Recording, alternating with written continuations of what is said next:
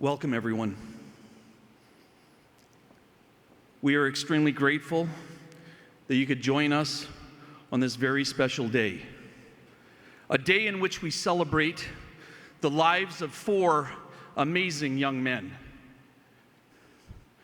Jaxon, Parker, Logan, and Stephen were young men who made an impact on their teammates, their coaches, their trainer, their community, and their world.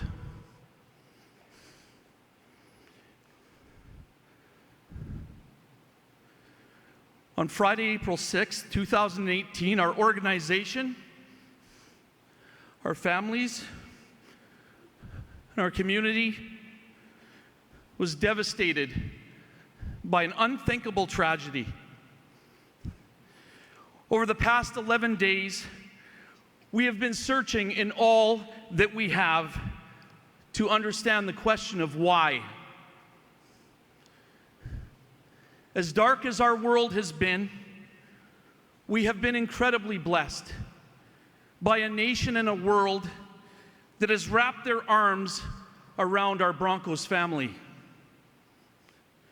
The answers that we have been seeking have been found, and in the observations through the incredible outpouring of love and care and compassion for our staff and our young men and their families.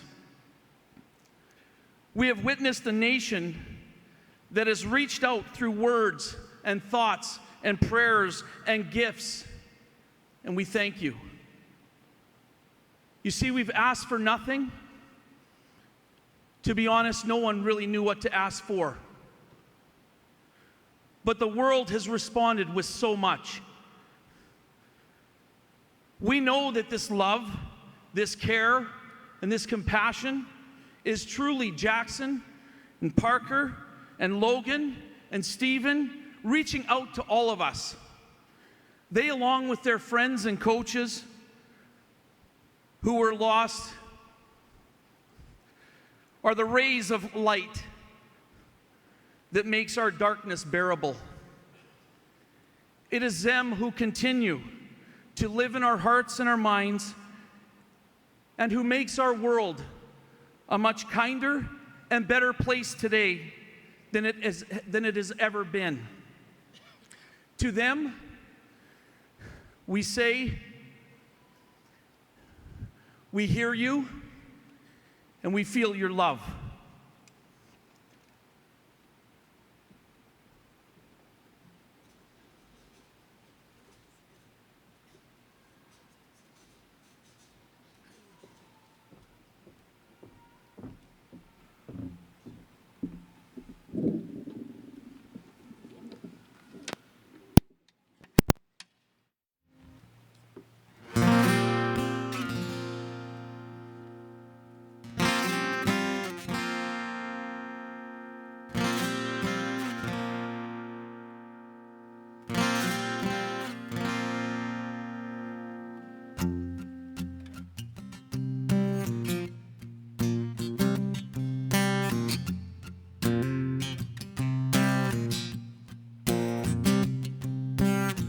I grew up in a small town, a hockey night in my hometown kind of place.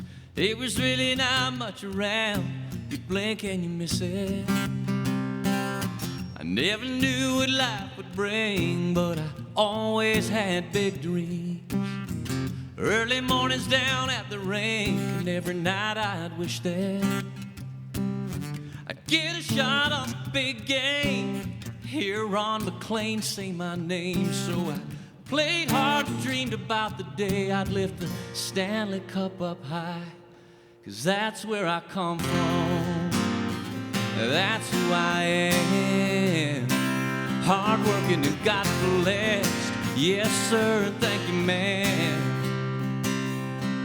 The best things around that I have ever seen came from small towns and big dreams.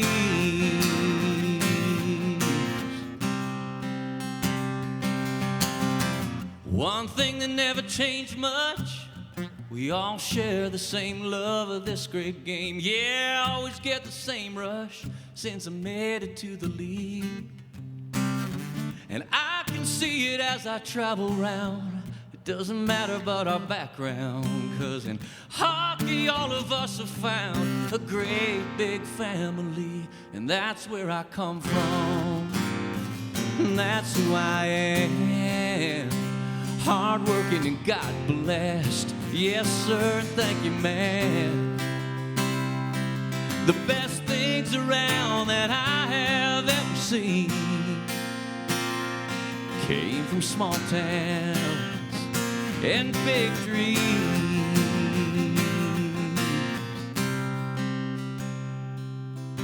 I've been around the world, don't matter anywhere I go, even out in Humboldt.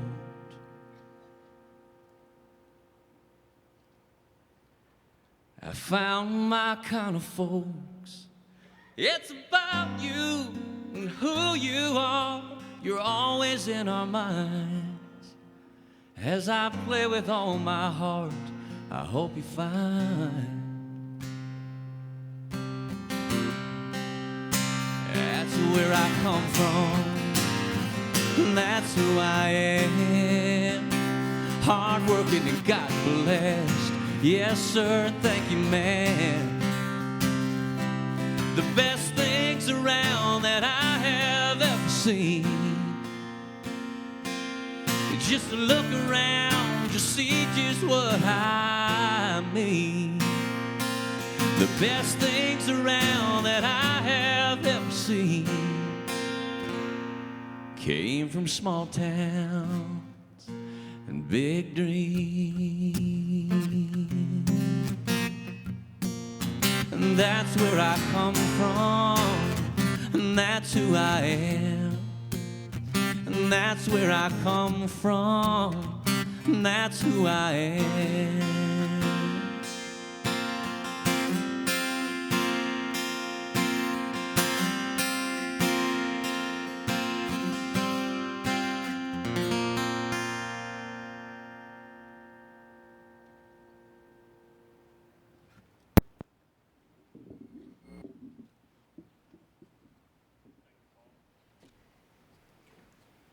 Thank you, Paul. Thank you, Kevin, for your words. There's been a lot of days when we couldn't go to an away game, and I'm sure many of the parents who couldn't be at all their sons' games tuned into Broncos radio to hear their boys play, and they heard all those different names, some being called more than others, like Stephen Wack on his way to the penalty box again, and different things like that, and Joseph scores, or robbed by Parker, or goal by Hunter. You know, and we hear these names, and for those who know them, it thrills our hearts to hear those names. And it's times like this that we really know how much we love them. I'm wondering what I was going to say and how to kick this whole time off, and I woke up late Sunday night with a very common wedding passage in 1 Corinthians 13. It talks about love. Love is patient and kind and all these different things. And then it ends off, there's three things that remain. There's faith, there's hope, and there's love. But the greatest of these things is love. Now, why? Why is love the greatest? Because faith and hope are built on love, on a relationship with the God who loves us. It says that he loved us with an everlasting love.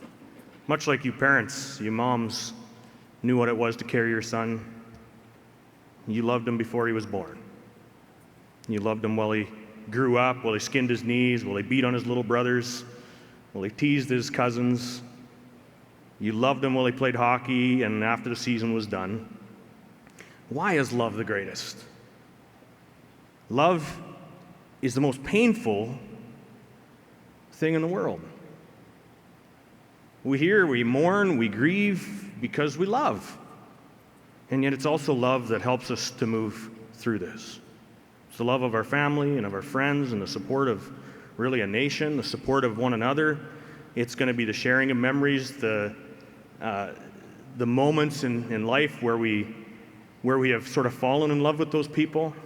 It's the love of a little cousin and the adoration of someone who looked up to their big brother. That's love. I'm thankful that we can all be here, that we can celebrate, and I think there's nothing more fitting than to do more than one funeral at once, because that's really what hockey was all about.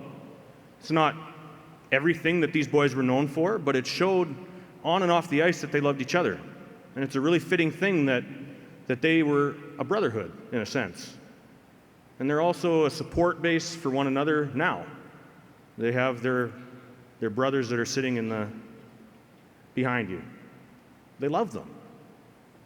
They had a common goal. They did things together. And I think it's a very fitting tribute to them, these young men. As we go through our time together, as we start, I would like to invite Yvonne Racine to come and lead us as we celebrate and remember the life of Jaxon Joseph. Wish you were here. Wish you could see this place. Wish you were near. Wish I could. Well, good afternoon and welcome to you all once again. As we come together to commemorate the lives of the sons of St. Albert and Stony Plain, who lost their lives along with so many others on that fateful day in April, on behalf of the Joseph family, I want to thank you for joining us here today, and especially for all the love and support that has been flowing so freely through these most difficult of times. Our love also goes out to all those who have been deeply affected by this tragedy as well. So at this time, we honor Jaxon Joseph. Jaxon will be lovingly remembered by his parents, Chris and Andrea Joseph, his sister Taylor, brother Brett, paternal grandparents, Laurie and Margaret Joseph, maternal grandparents, Ken and Cassie Paulin, his godparents, Leanne Rudd, Jay Joseph, and Rhonda and Brian Radmanovich, as well as his numerous aunts, uncles, cousins, extended family, friends, and teammates. I know Jaxon had a powerful impact on many people. He was someone who knew what he loved and what he wanted to do, and he did what it took to live the life he chose. Hockey was his first love, and he played it with lots of heart, as he also played the game of life. He was much more than just a hockey player. Jaxon was all about creating family wherever he went. So we're here to celebrate the wholeness of who Jaxon was.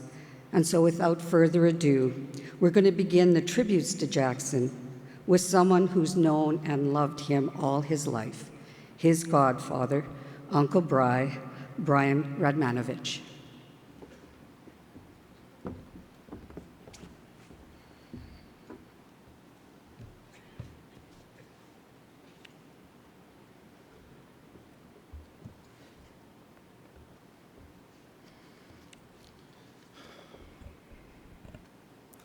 Good afternoon.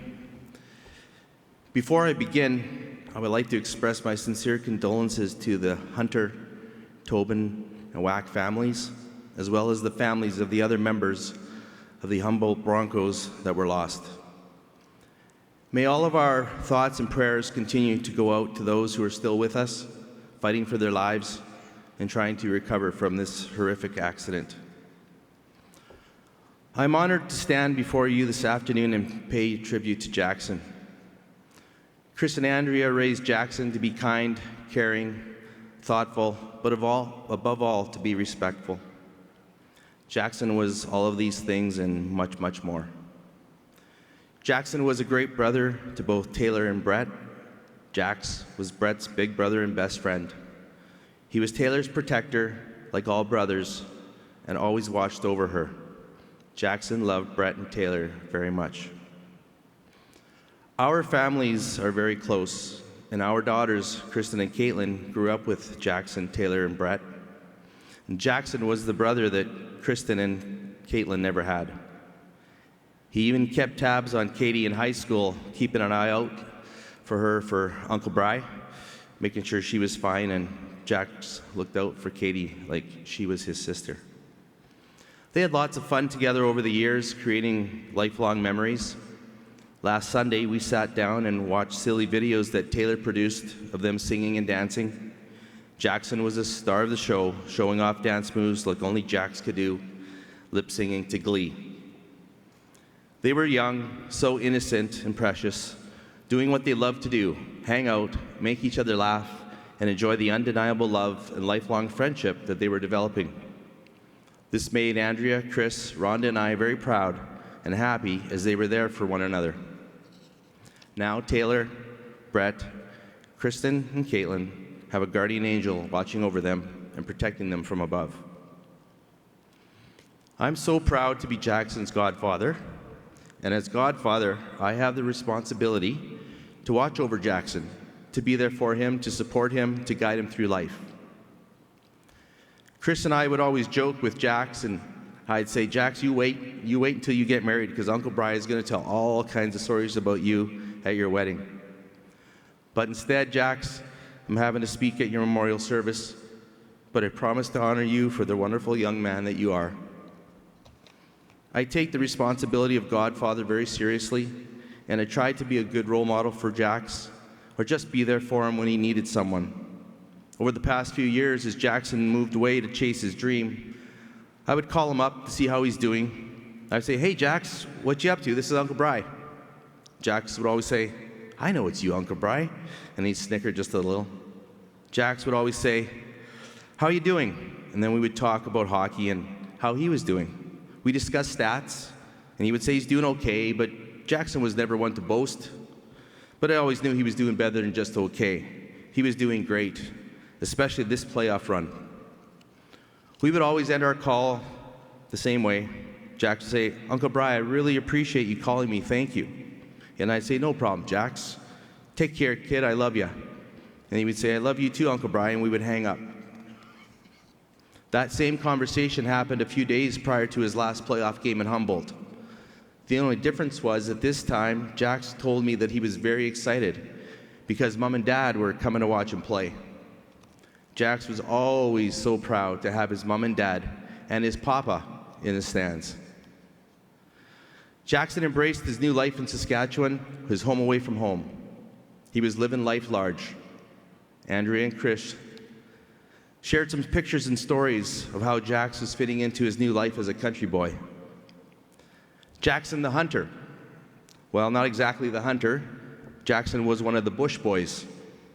Andrea asked Jax, what's a bush boy? And he said, Mom, I push bush. Andrea, looking confused and somewhat perplexed, asked, what does that mean, Jaxon? Jax says, well, they give me a bright orange vest, and we walk through the bush trying to scare out the deer so that one of the other boys is waiting to shoot the deer. And there's a great picture you're going to see of the bush boys in the video today. Well, Jax, your friends must have really liked you, because when I was asked to push bush for my buddies back in Boyle, they gave me a brown onesie and a set of antlers to wear. Jaxon the country bumpkin. Jaxon was a huge country music fan, and Jaxon asked Chris and Andrea for tickets to Craven's Music Festival for Christmas. Andrea said, Jax, there's one here at Big Valley. Why do you want to go back in the summer? Jax simply said, because the boys will be there, Mom. Everyone's going. That was Jaxon, always wanting to hang out with his friends and spend quality time making lasting memories. But I have a bit of a different take on why Jax was eager to spend time in Saskatchewan during the summer. Jaxon was smitten by a beautiful young lass named Quinn. Jax met Quinn at a hockey party just after Christmas, and he immediately fell for her. Well, Quinn, you really left an impression on Jaxon, because that was the beginning of Jaxon's love story, his first love. Chris and Andy only met Quinn a few days before, but they could see that Quinn was the girl for Jaxon, and they were so happy for him and couldn't wait to get to know her better. This tragic and devastating accident has touched many lives, so many lives. The hockey world and members of the hockey community has been shaken to its core, but it goes beyond a 200 by 85-foot sheet of ice. This is bigger than hockey. This is about a special bond between people who all shared the same passion, and who all played for the love of the game. Jaxon's favorite place was the dressing room. The dressing room is where lifelong friendships form. Strangers become friends, and friends become brothers and sisters in the hockey world. I like to live my life through the words of a quote that reads, "There are no strangers in life, only friends you haven't met yet." And this applies so well to the hockey world. Strangers from different neighborhoods and towns, cities and countries come together to be part of something special, to be part of a team. The Humboldt Broncos had players from all across our neighboring provinces, coming together as strangers to form a special bond, all playing for the name on the front of the jersey, yet representing their families by the name on the back. Number 13 proudly represented the Joseph family. The dressing room is where friendships begin. I've been around Chris long enough to witness firsthand the special bond that he developed with his former teammates. And if you talk to any former player, whether they played in the NHL, junior, amateur hockey, or men's league, it's always about the sanctuary of the dressing room more than the wins and losses. When you hear the retired NHL players speak about life after hockey, they all say the same thing, that they miss the most is the guys.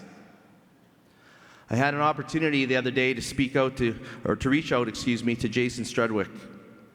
Jason said that what he misses the most is the locker room banter, just sitting and talking, really about nothing, he said, and throwing out the odd chirp, listening to music, and just realizing how awesome it is to be hanging out with 20 of your closest friends.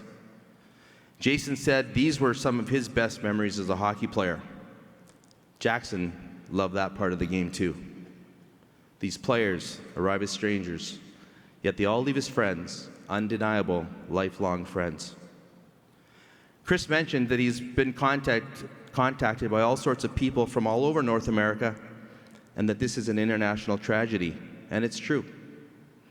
So many people can relate or find some connection to this incomprehensible incident.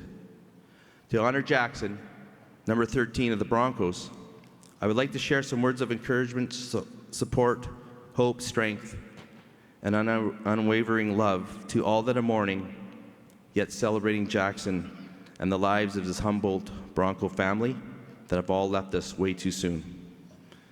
Jaxon and the precious lives and souls that were lost had a significant impact on the lives of many and will continue to, as their legacy will live on forever. Jaxon will forever be in our hearts. Chris did an interview the other day on TSN, and he said that he is now a hugger. I joked with him afterwards. I said that hugging will be trending soon, Joey. So I thought about it for a moment, and I thought about the significance of a hug, a heartfelt embrace between two people, and the comfort of holding someone dear to you close. I know that since this accident, many more hugs and embraces are being exchanged between parents and children, friends and strangers. This past Thursday was National Jersey Day, and Chris asked if I wanted to wear Jaxon's jersey. I said, of course, I'd be so proud to wear his jersey. Andrea said, Bri, you can wear it on one condition, and that is that you get a picture of it with you in his jersey, you post it, and you mentioned that you're Jaxon's godfather. So Thursday morning when I got up, I looked at Jaxon's jersey that I had at my home all evening and throughout the night, and I thought back to what Andrea had said about posting the picture of me in it, and I wanted to come up with a comment that would be meaningful to go along with the photo. I thought about what Chris had said, referring to himself as a hugger, so I decided on the hashtag Hugs for Humboldt. But before I sent it out, I had to run it by one very special person.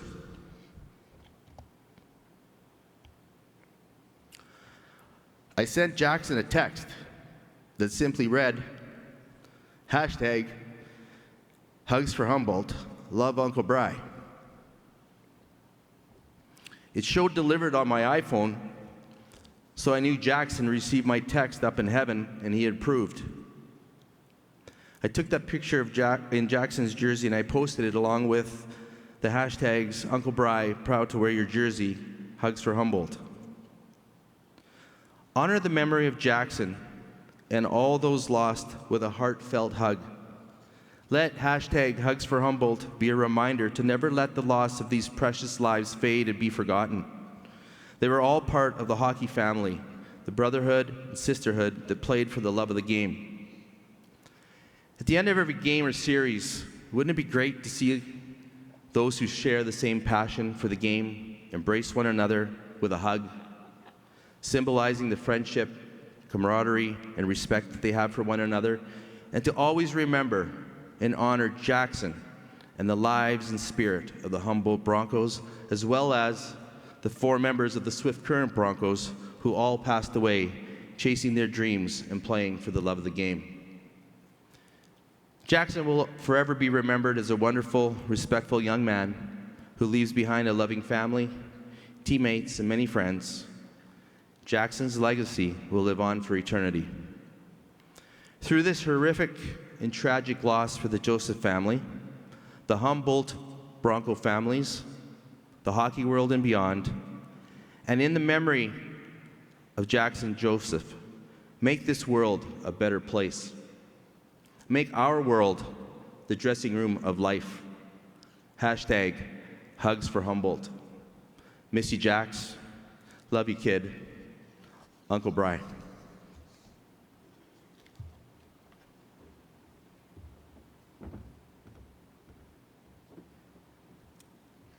Thank you so much for that, Brian. And now, we have a special musical tribute from Taylor Ray Posnikoff. It's an original song that she has written called Sad for a While.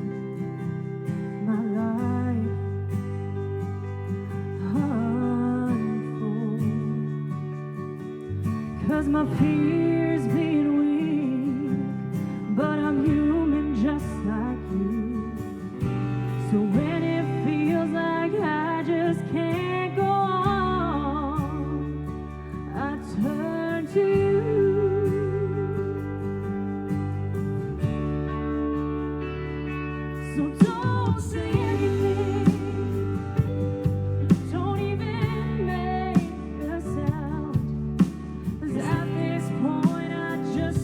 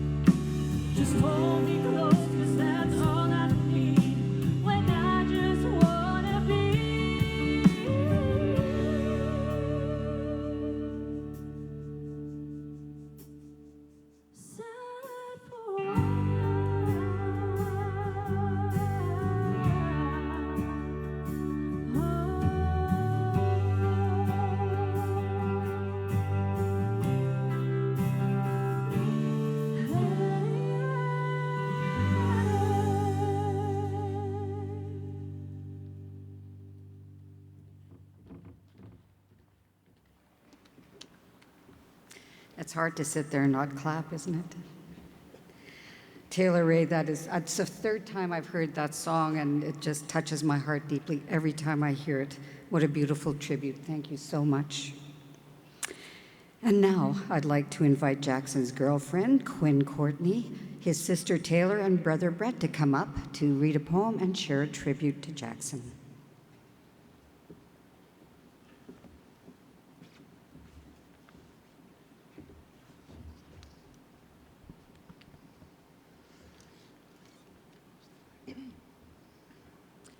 From heaven to Humboldt. Mom and Dad, we are okay.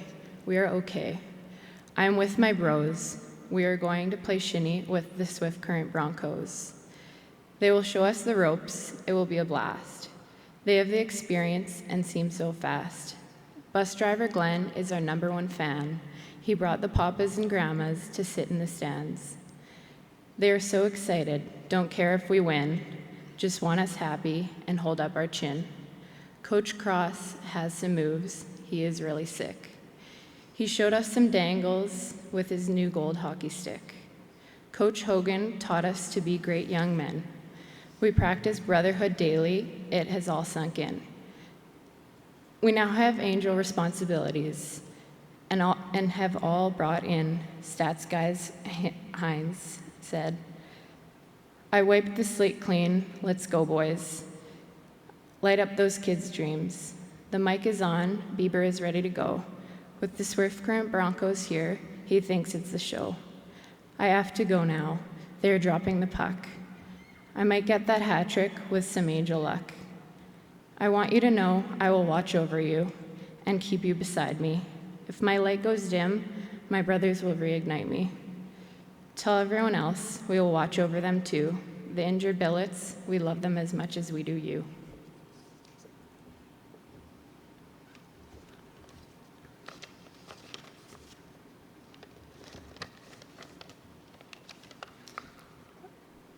I'm up here because I know Jaxon would have wanted me to say something today. I've been thinking all week about what I should say today. I have so many memories with him, 20 years worth, and so many stories to tell about him.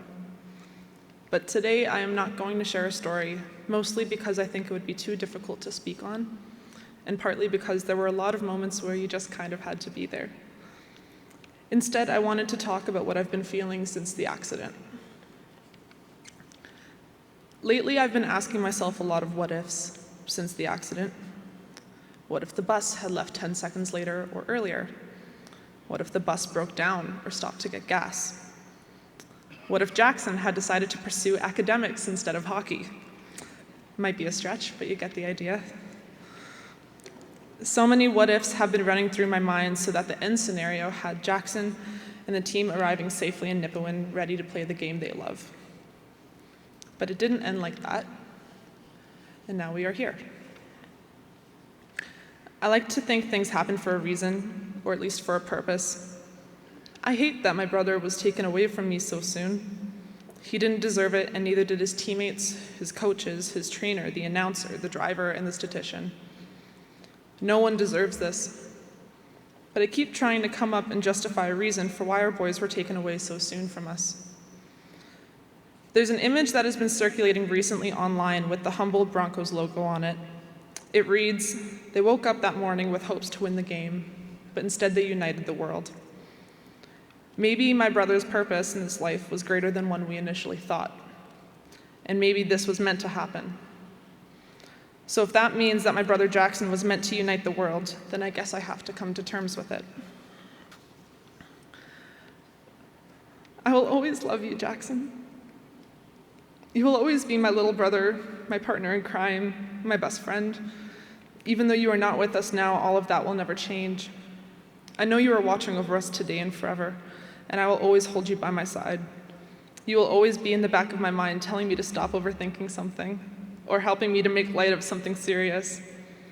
I will carry you in my heart through all of life's awesome moments, and I look forward to the day when someone asks me about you, and I smile instead of cry. I'm going to miss your smile, your dancing, and the way that you always had to personally comment on how you were the favorite child, even though we all knew you were anyways. The house is going to be very empty without you, and there will always be this void in our family that can and will only be filled by your presence. I will have to go through the rest of my life missing a part of me that could only be completed with you there. But our family is strong, and I know we will make it through this together. And I'm so thankful to have Brett with me. And I promise to look after him and protect him as best as I can, even though he probably doesn't need his big sister to protect him anyways. I love you, Jaxon. We all do. And one day I'll see you again.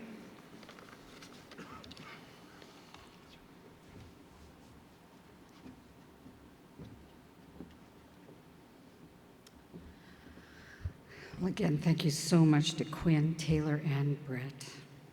And now, we have a tribute from Jaxon's parents, Chris and Andrea Joseph.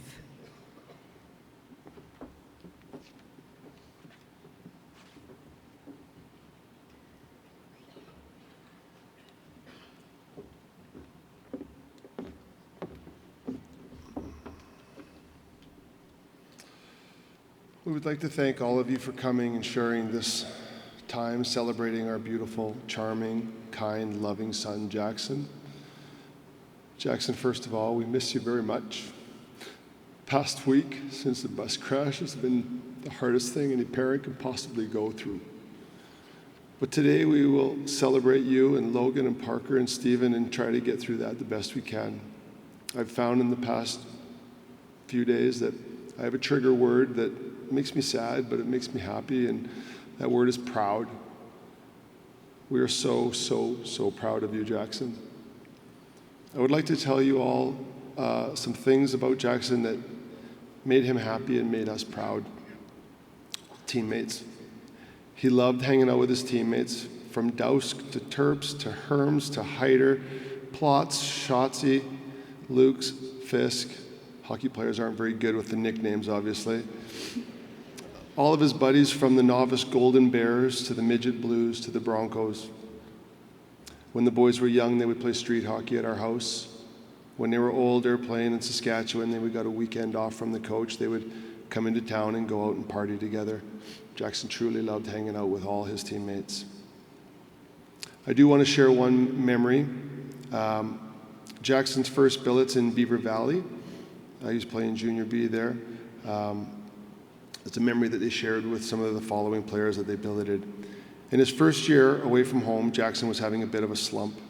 During the season, one night, they were all sitting around the dinner table. Danielle, his billet mom, made up this story about eating cucumbers and their health benefits, and told Jaxon that he needs to start eating cucumbers before every game and how this would be a game changer for him.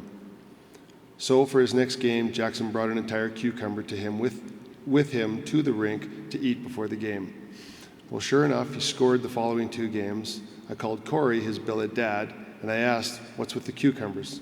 Jack said you told him to eat them and it would improve his games. They explained to me that Danielle had made the whole thing up and it was all just a big joke. I said, "Well, don't tell him because he thinks it's real and he's on a scoring streak."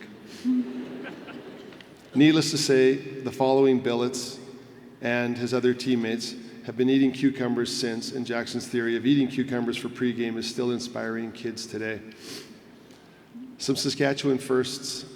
The SJHL in the province of Saskatchewan gave Jaxon many firsts. His first time ice fishing in Melfort with Ethan Rayom, he loved it. His assistant coach in Melfort, Dan Myers, was a real cowboy. He actually wore a cowboy hat on the bench for every single game. He took the boys out for a real-life game of man tracker. He would get on his horse. The boys would run around town, paired up, and he would chase the boys around. And Jaxon said he remembers his heart pounding in his chest as he could hear the horse hooves. They all got caught, of course. When he went to Humboldt, he became one of the Bush Boys. He was so proud to be a Bush Boy, but they were so much more than a group of hunters. Speaking of firsts, I would be remiss if I did not tell you about his very first love story. Jaxon was lucky enough to tell a beautiful young lady that he loved her 2 days before the crash. I remember one of my visits to Humboldt, I told him I was coming in for games 3 and 4. He said, "Good, you'll meet Quinn." My first reaction was, "Just think about hockey, will ya?" Nevertheless, we met at the game and went out to Boston Pizza afterwards. He was so proud to show her off, and I could see why he liked her so much. We had a very nice dinner. The next day, as we drove home, I got a text. They read, "Dad, what did you think of Quinn?" I said, "I think she's lovely, very nice, very polite, talkative, pretty, etc. What did you think of Quinn?" And he simply replied, "She's effing awesome." So I knew he was in love. 2 days after the crash, we went to the hospital to visit some of the boys. They, of course, were in all stages of care and recovery. We got to visit with Derek Patter and Grayson Cameron as they shared a room. Both boys were doing well under the circumstances. I told them about Jaxon telling Quinn he loved her 2 days before the accident. They both looked at me and nodded. I said, "Did you know?" Grayson told me Jaxon had been bugging him for a week straight before that, asking, "Should I tell her?" And Grayson said, "I told him, dude, no, it's too soon." Regardless, we are so happy that Jaxon got to say those words to such a wonderful girl. And as we get to know her more and more, we know exactly why he fell in love. So thank you, Quinn, for making our son so happy. And she even got him to clean his room and make his bed, which was a real feat in itself. I would lastly like to thank all the doctors, police, nurses, coroners, funeral directors, and everybody that has been involved in this. There's been a lot of hard work, and everybody has been amazing, and you have been so patient and kind with everybody that we wanted to thank you.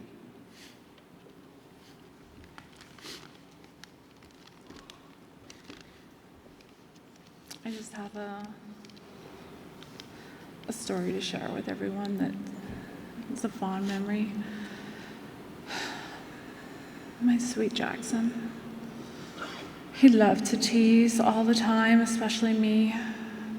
He's a middle child, and as everyone knows, the middle child is goofy and the peacemaker.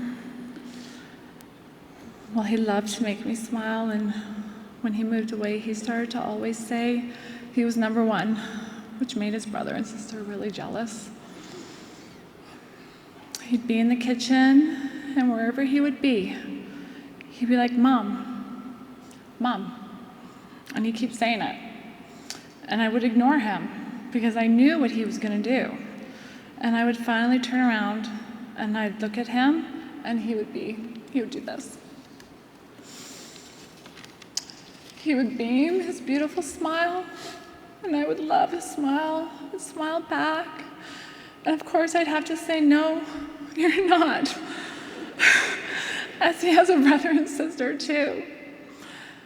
But today, Jax, you're number one, and I love you.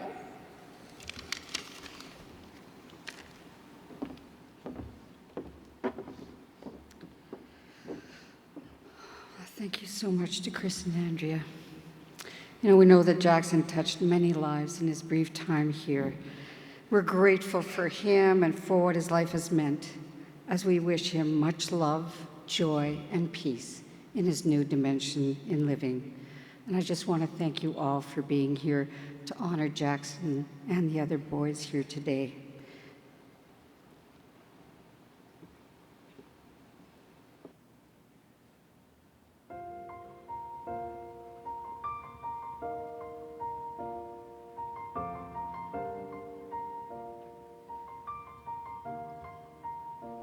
It's been a long day without you, my friend, and I'll tell you all about it when I see you again.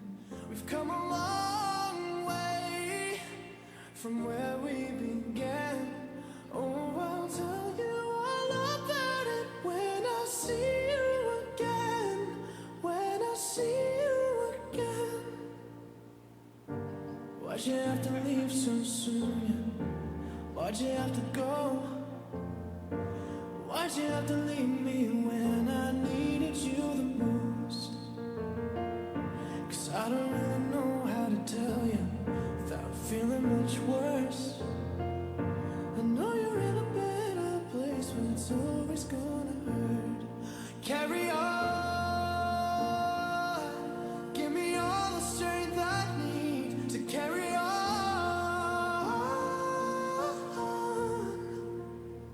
It's been a long day without you, my friend.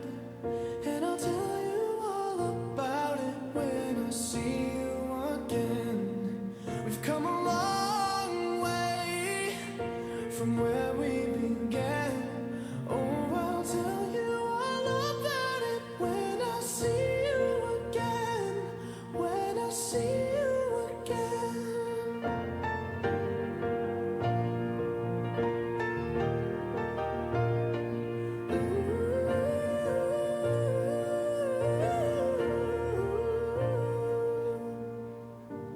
How do I breathe without you? I'm feeling so cold. I'll be waiting right here for you till the day you're home. Carry on. Give me all the strength I need to carry on.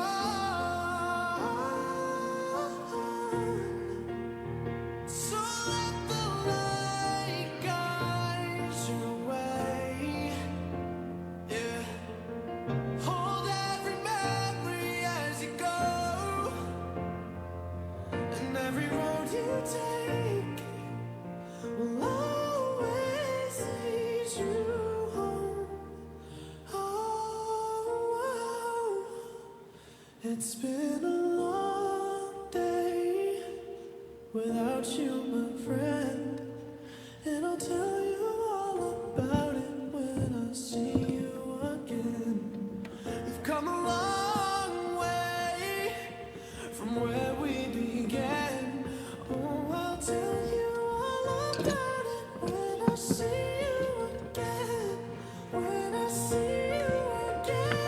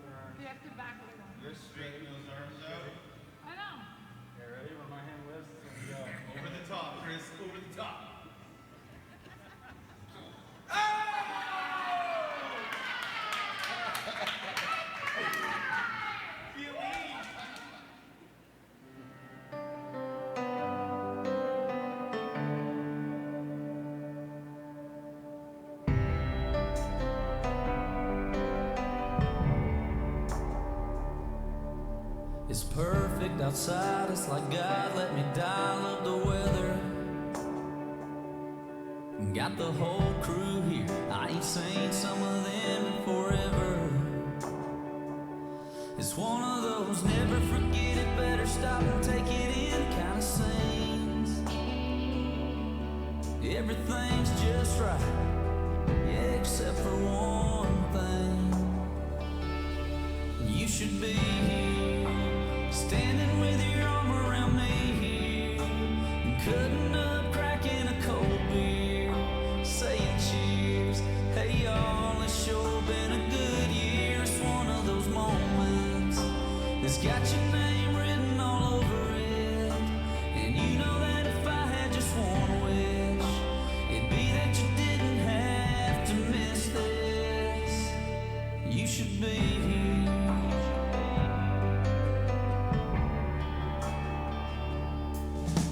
Taking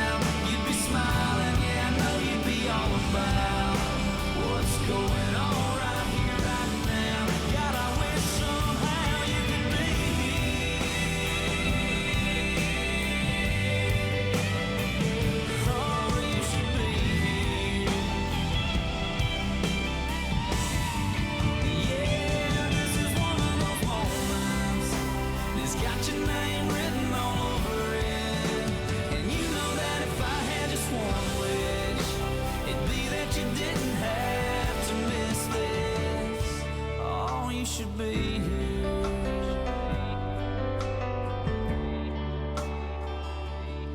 You should be here.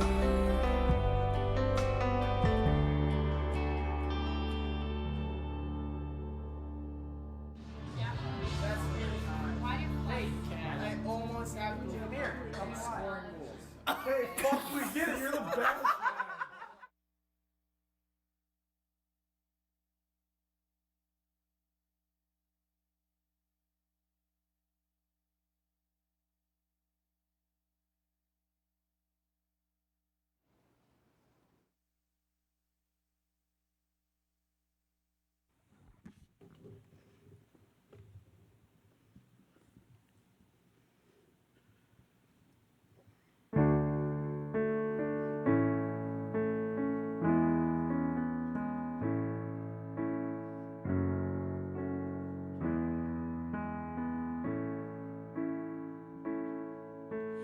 Didn't know today would be our last, or that I'd have to say goodbye to you so fast.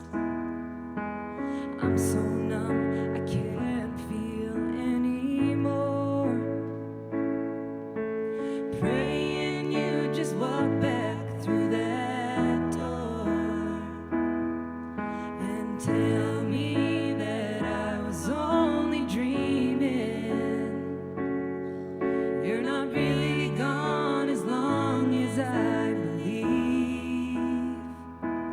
There will be another angel around the throne tonight. Your love lives on inside of me, and I will hold on tight. It's not my place to question, only God knows why. I'm just jealous of the angels around the throne tonight. You always made my troubles feel so small, and you were always there to catch me when I'd fall. In a world where heroes come and go, well, God just took the only one I know.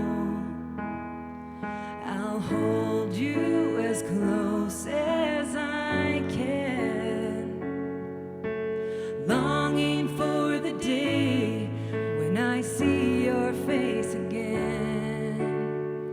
But until then, God must need another angel around the throne tonight. Your love lives on inside of me, and I will hold on tight. It's not my place to question, only God knows why. I'm just jealous of the angels around the throne tonight, singing hallelujah,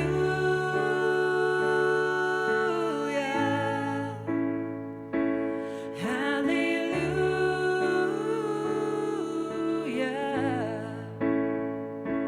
hallelujah.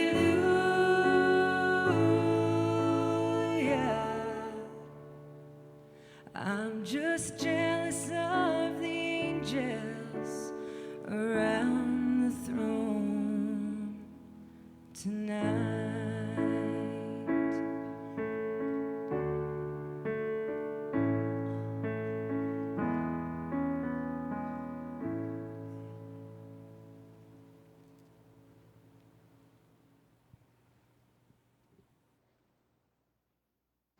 Thank you. Thank you, guys. Thank you. Thank you, Cassandra and Kelsey, for that. We'll get this figured out. Thanks. No. Thanks to Cassandra and Kelsey for that. I'll just yell. It's easier. It's become very apparent. Thank you, Cassandra and Kelsey. Now we got it. That was embarrassing for me and nobody else. It's become very apparent in the last number of days that me and Don Cherry have something in common. That we can both absolutely destroy a name of a different nationality. So I am going to welcome Coach G to come and lead us in celebrating the life of Logan Hunter.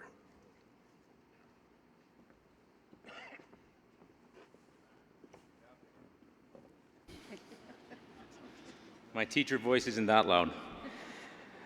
Good afternoon. My name is Jeff Jacobo, and I've had the honor of knowing Logan since he was 10 years old.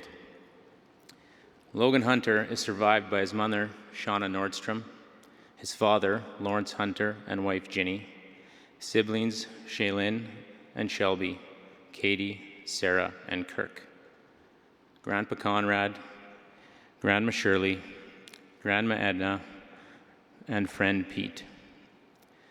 Logan's billet family, Devin and Renee Cannon, Logan's billet sisters, Abby and Tessa, his billet brothers, Xavier and Isaac, as well as numerous aunts and uncles, cousins, and extended family.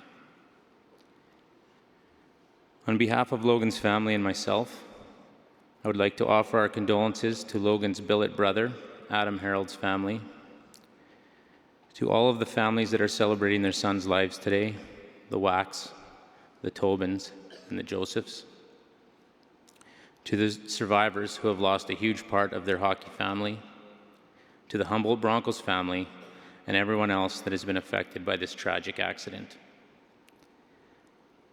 I first met Logan Hunter when he was trying out for an Adam hockey team that I was coaching. The first thing I noticed about Logan was that he could score. The second thing that I noticed was that he loved to score. The third thing I noticed was he didn't really like to defend. As a coach, I was thrilled to get a player who had such a passion for scoring. My challenge after picking him was trying to teach him that you had to play some defense too. Whenever I challenged him to back check, he would look at me with his trademark mischievous smile, and I know exactly what he was thinking. He was thinking, Coach G, if we score 8 or 9, it doesn't matter if we give up 6 or 7. I'm happy to report that Logan scored in bunches that year, and he even back-checked the odd time. Over the next 6 years, I had the privilege of continuing to work with Logan as his teacher in the sports academy. In those 6 years, I watched Logan grow from an energetic, mischievous, enthusiastic boy into a fine young man. Getting to know Logan, I quickly learned that he loved to play all sports, and he loved to score in all sports. He was the kid who could drain a basketball from half court. I would challenge him to do it again, and he would. He would chirp me and smile and go about his business. Logan was also an avid golfer. He loved to golf, and he was very good at it. When he graduated from high school, he asked the academy staff to come and golf with him and some other students. I believe this was for 2 reasons. 1, he loved to be around people, and 2, because he wanted to beat his coaches on the golf course. I would be remiss without mentioning Logan's sense of humor. As his teacher, there were a few times that I had to hold him accountable. Okay, it was more than a few.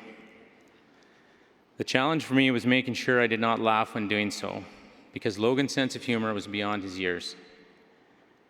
As a junior high student, when he pulled a prank or told a joke or made an offside comment, it was really, really funny, just not always appropriate for the 12 to 14-year age group. He has been described as the life of the party and the guy that can make everybody laugh. I've seen it firsthand many times, so there's no surprise there. He's challenged me to keep a straight face many times. Logan's goal was to take hockey as far as he could. He wanted to play junior A hockey. He was doing what he loved to do. He worked hard on and off the ice to get to the junior level. As a young kid, if he did not have hockey, he was on the ODR honing his skills. As he got older, he adapted his game and continued to train to reach the next level. Logan was persistent and resilient. He achieved his goals through commitment and hard work. In February, Logan asked me to write a reference letter for him. This is one of the paragraphs from that letter. Logan Hunter, the hockey player, is a very talented young man. Logan Hunter, the person, delivers all the intangibles that make a hockey player great. These intangibles also lead to off-ice success. Logan has a very strong work ethic. He is an excellent leader. He is honest, he is responsible, and he cares for those around him. Logan brings the kind of character to a team or organization that will make that team or organization successful. I'm proud to have coached Logan, I'm proud to have taught Logan, and I am most proud to have called Logan my friend. At this time, I'll invite Lawrence Hunter, Logan's dad, to come up and share Logan's eulogy.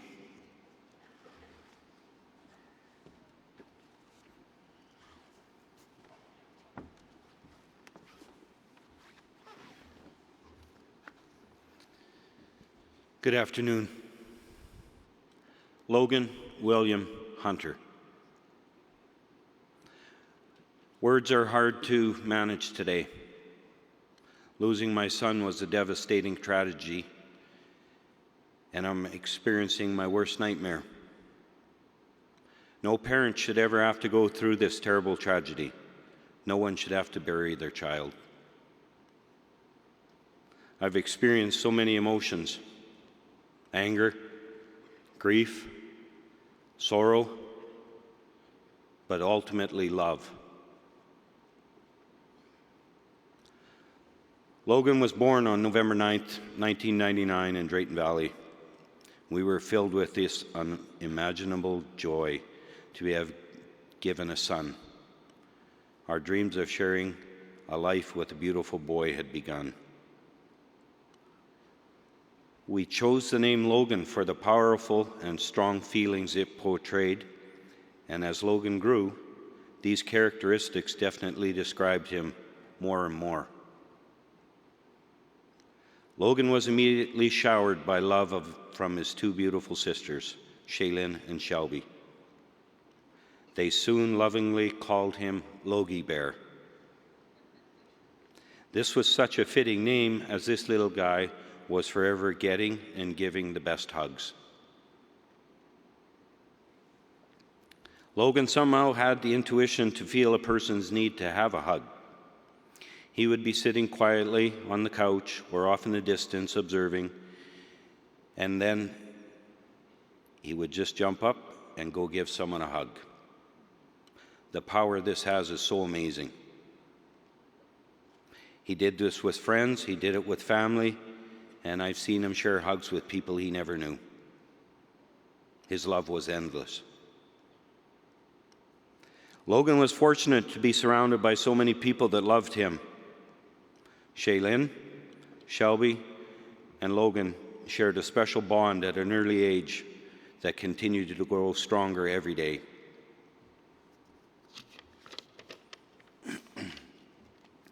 He was also blessed to share his life with his stepmom, Ginny, siblings Katie, Sarah, and Kirk. Family fondly remembered the word Ocho to describe this extended family. Logan grew up with the ability to make people smile and laugh. His wide smile and quick wit would come out of nowhere, but he had always followed it up with a kind hug or chin nod or a "what's up." These moments and memories will be with us forever. Not one day went by growing up that we as parents were not proud of this special boy. From the time Logan started walking, he was forever by my side or tagging along behind, seeing what Dad was up to. He had an inquisitive nature which grew as fast as he grew. Logan loved the outdoors, and he would escape the girls' dollhouse whenever he had a chance. From a very early age, we noticed that Logan had the knack of being able to catch on to any activity that may have an athletic component. In his early years living in Drayton Valley, Logan was introduced to sports such as judo, soccer, hockey, and softball. He loved all of them. After coming to St. Albert, he really focused and excelled at soccer, ball hockey, golf, and ultimately hockey. Logan attended Bertha Kennedy Primary School and continued his education at St. Albert Catholic High School, where he enrolled in the Sports Academy program that helped mold him into the young man that he became. Logan achieved many accolades and acknowledgments during his years at the Academy, but most importantly, he developed his close relationships with his teachers, coaches, and the young men and women here today celebrating his life.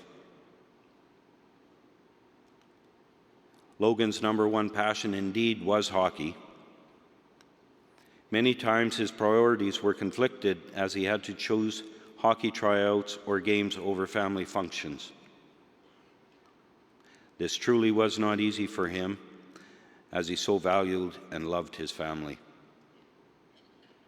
Hockey was his passion, his dream, and his focus. Of course, when hockey season ended, he turned his attentions to another slightly lesser passion, golf. And I know many of you have shared a game or two with him and found the joy and excitement of challenging him, and he you. Logan started minor hockey as soon as we knew he wanted to do this. He went through all levels of minor hockey and finally achieved his goal of making the Humboldt Broncos Junior A team. Coach Hogan and Broncos staff, wow, amazing people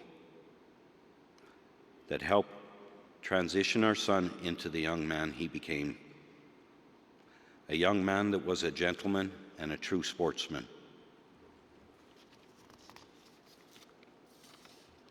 As a player, Logan was known for his ability to put the puck into the net in the most inconceivable spots that baffled most goalies. He was a strategic playmaker and was fondly known as Sniper or Hunts by his hockey family. As a rookie player, he ended the 2017 season as one of the number one rookies in points. I loved to watch Logan play the game he loved. I also loved to cheer him on and would try to get to as many games as I could. Some of you may have heard my whistle as I cheered them on. Other parents would quietly move away when they knew I was in the crowd so that it wouldn't break their eardrums. And if you would, I'd like to share a few memories of his earlier years growing up. Logan was put out on an outdoor rink down by Aurora School in Drayton Valley, and there was skating assistants, the little walkers that you could stand up and push and fall down. Logan would stand up and push, and then he'd fall down. He'd scramble to get up, then he'd fall down again. And this continued for quite a while. I was kind of looking down, trying not to smile, but wondering what the heck are we doing here? This don't look like this kind of sports for him. Well, Sean and I looked at each other and headed over to see if we could pull Logan away from the skating rink, and he looked up at us. No, he was not taking part of that. He continued to fall down and get up, but always with a smile. Another time was when Sean O'Shea Shelby and I attended one of his first organized hockey games. I believe it was Timbits or even a smaller team. Logan was out on the ice, and he was a little younger than his teammates as he had started a year later. He couldn't keep up to the play. All the other players were deep down past the blue line. Puck pops out center ice. There's no one around except Logan. We look at each other, we wondered, I hope he knows which direction to go with this puck. Well, he did. He's got his little legs under him and his skates just a-going. And he shoots. And of course he falls down. And the puck goes in the net. And while Logan is frantically flailing all around on the ice trying to get his skates under him so he could get up on his feet and give it one of his fist pumps that was so well known after he scored.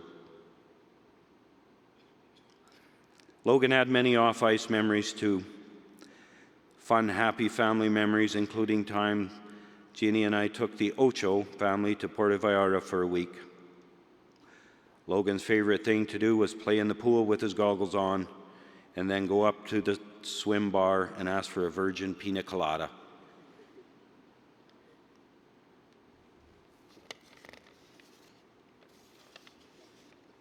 Last year, after Logan graduated, I planned a week-long golf trip with him and toured down the Kootenay Valley. We initially started camping in a tent because I was going to show him how to rough it. I'll learn a few of them skills. Second morning, eating breakfast over the picnic table while I watched him shovel in a couple pounds of bacon, I looked at him and I said, "Hey, maybe we should just stay in a hotel room so we can get golfing a little earlier in the day." The smile and the look on his face said it all. He said, "Yeah, Dad, that would be a beaut." Logan William leaves to mourn his loving dog, Charlie, his best friend and pet that Logan spent much of his time with. His mother, Shauna, daughters, Shaylin, Shelby, stepmom, Ginny, sisters, Katie, Sarah, and Kirk. His billet mom and dad, Renee and Evan, and their two beautiful girls, Tessa and Abby. Grandparents, Conrad and Shirley Nordstrom, Grandma, Edna Hunter. Uncles and aunts, Bryce and Shelley, Dan and Carrie, Dave and Tracy. Cousins, Dustin, Cassandra, Josh, Ethan, Davin, Reagan, Tiana, and Ashlyn, Alyssa, Sydney, Madison, and Robin. And all of you here, his extended family. Logan was predeceased by his grandfather, Bill Hunter.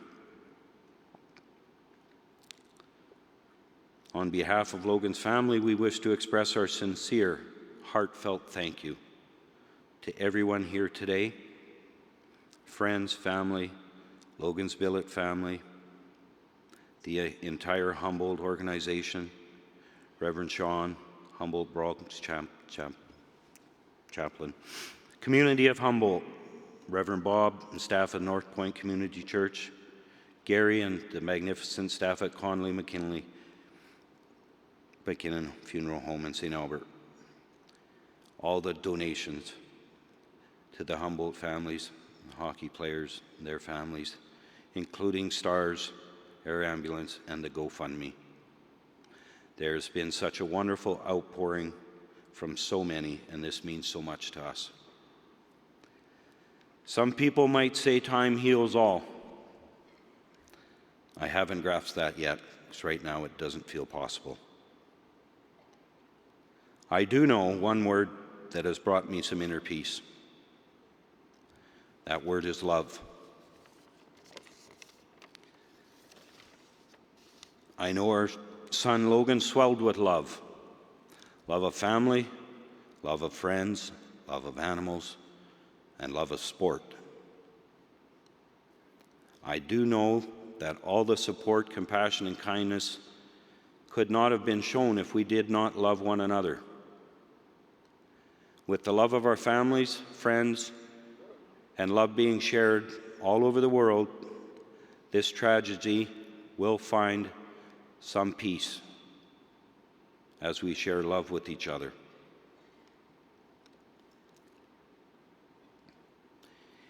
In closing, I would like to reference the words of one of Logan's favorite songs.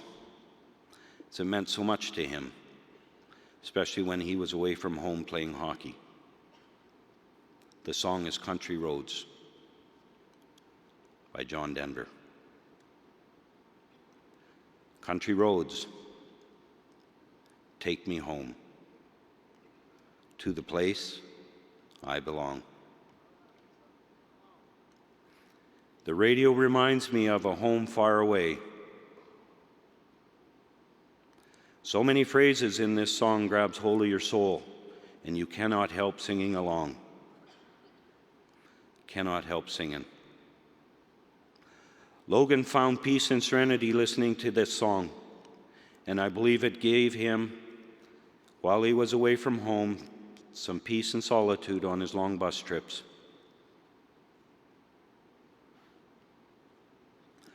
Logan, you are home now. Rest in the arms of our loving Father in heaven. All my forever loved son,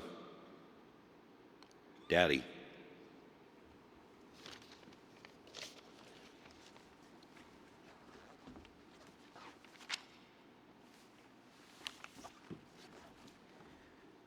Thank you, Lawrence. At this time, I'd like to invite Ian Mitchell, Dylan Gansky, and Marcus Walter to say a few words about Logan.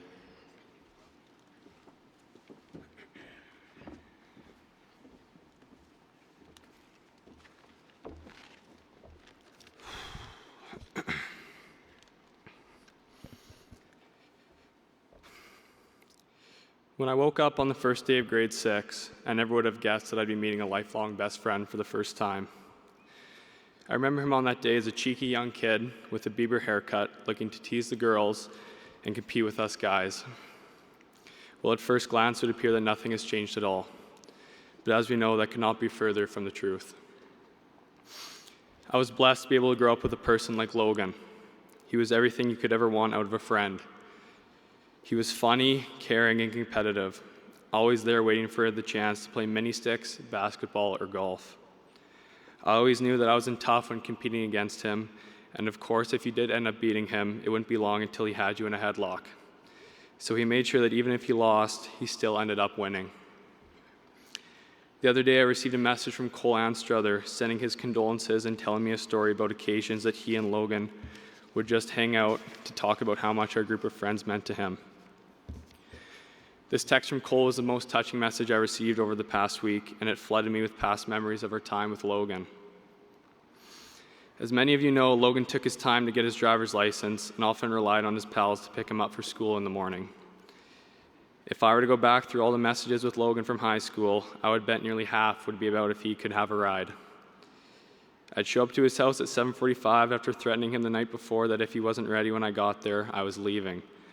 Of course, he called my bluff every time and was just rolling out of bed when I got there.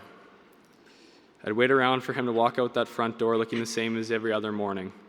No shower, Pittsburgh Pirates hat, plaid jacket, and stained Raiders sweats. Yet he would still constantly insist that he got the best girls and was the most handsome out of all of us. Another story that sticks out for me is one that happened in our junior high days. Each year, come playoff time, I would get the boys together for a little pool, and of course, what good is a pool without some money on the line? We got the boys to bet some cash and see who could put together the highest scoring roster. Logan ended up winning the draft, and Austin Hutchinson came second, meaning he got a cut of the pot. Austin was on vacation when the playoffs ended, and Logan would often golf with him in the summertime. I gave Logan Ozzy's cut to give to him next time he saw him, and a few weeks later, I got a text from Ozzy asking me where his money was. I told him the story about how I gave it to Logan a few weeks prior. Logan insisted to Ozzy he had no idea what I was talking about and that he never got any money from me. We found out sometime later that immediately after getting that money from me, he went straight to Nietzsche's for his famous 2-slice with donair and a slush. If that doesn't describe Logan perfectly as a 13-year-old, I don't know what does. Acting innocent but always up to something behind the scenes. I would like to thank Lawrence, Shauna, Shelby, and Shaylin for allowing me to spend so much time with your son and brother. You did a magnificent job raising him, and it was an honor to call him a best friend. I wish I could spend one more day on the sport court with him and the boys. Those are times we will never forget. This summer, when we were sitting around the campfire, we will leave an empty chair and a cold brew waiting there for our best friend who left us far too soon. I love you, Logan. Rest easy, brother.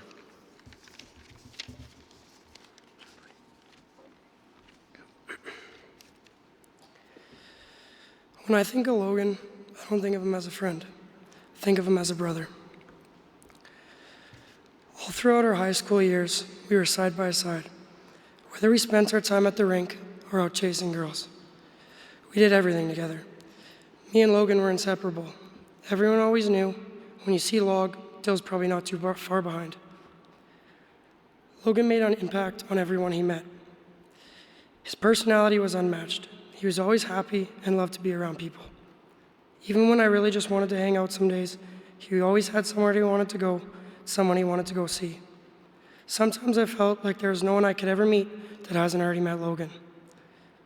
Me and Logan spent a lot of our time together playing sports and video games, from going to the rink together to play hockey, playing basketball at Bertha Kennedy, golfing, playing Call of Duty till we could barely keep our eyes open, knowing that I would have to go pick him up to go to school in a couple of hours. Those mornings were never fun. Logan was one of the most competitive guys I knew. He pushed me like none of my other friends could, even though he didn't realize it, because the only thing he was focused on was not losing. I'll never forget when I first started golfing, he was always happy to go with me, mostly because he knew that even if I shot the best round of my life, he still wouldn't lose. Golf was one of the things I loved doing with Log, because he loved seeing me get better, and he loved watching me shoot better rounds each time we went. One afternoon, after my workout was done, I went to go meet Logan at the course. Shortly after we started, I was having a tough time. I wasn't shooting like I normally would have been, and Logan knew I was pretty frustrated. After a few holes, I knew I was struggling, and I looked at him and I asked him, "Log, what am I shooting right now?" And I'll never forget, he looked back at me with a smirk on his face and said, "Dill, don't focus on the numbers, just focus on hitting the ball." I was 6 over on the third hole. But he helped me out for the rest of the round, and we went back to his house, drank some beer, and hung out with our friends. I'll always remember the times he spent at his lake, tubing and playing drinking games till we could barely stand. Logan was never the first one to tap out when we would go out together. Even when everyone thought for sure the night was over and it was time to go to bed, Logan would crack another beer, turn the music back on, and keep the party going. I would like to thank Lawrence, Shauna, Shelby, and Shaylin for making me feel like a part of their family in this time of need. Logan enjoyed everything about life. He loved his family and his friends. Rest easy, Log. I love you, and I'll never forget you.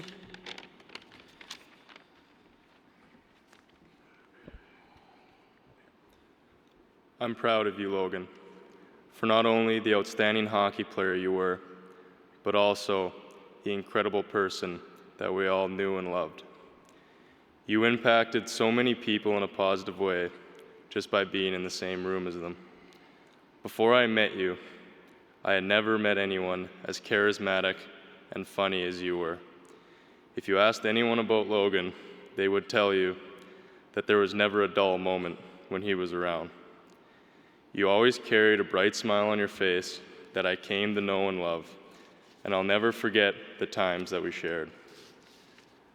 From our summer trips to the lake to freezing our toes off at the outdoor rink at the end of your street, I was always happy just to be around you. I'll never forget the day before you left for Humboldt when you contacted me in a panic. You told me you didn't know if you could do it. Moving away from home was going to be hard, and you were worried about leaving your mom and your 2 sisters who you love so much. I told you that you had worked so hard for this, and it was going to be the best years of your life, playing for the Humboldt Broncos, the Saskatchewan Junior Hockey League. You went on to have an outstanding rookie season, making numerous news headlines and receiving league praise. And although I was far away, I would always make sure that I checked in to see how you were doing, and I was impressed every step of the way. I'll never forget the impact you had on my life and the lives of so many others. So until we meet again, thank you for all you brought to my life.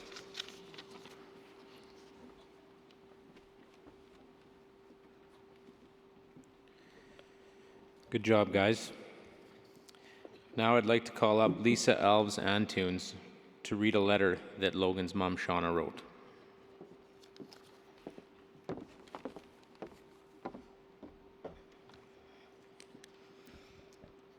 Good afternoon, everyone. My name is Lisa Alves Antunes. Thank you for gathering here today to honor Logan and his family. There are so many things I could say about Logan, too many to mention here today. We will miss your smirk, your funny chirps, and the way you made us laugh. Mr. Antunes will miss teasing you when you came to visit Josh, or Toonsy as you called him, and I will miss your hugs. You're more than just a great hockey player. You're a wonderful son, brother, friend, and young man. Logan, you are always welcome in our home and will be dearly missed but never forgotten. Today, I have the privilege and honor to read a letter that Logan's mom, Shauna, has written for him.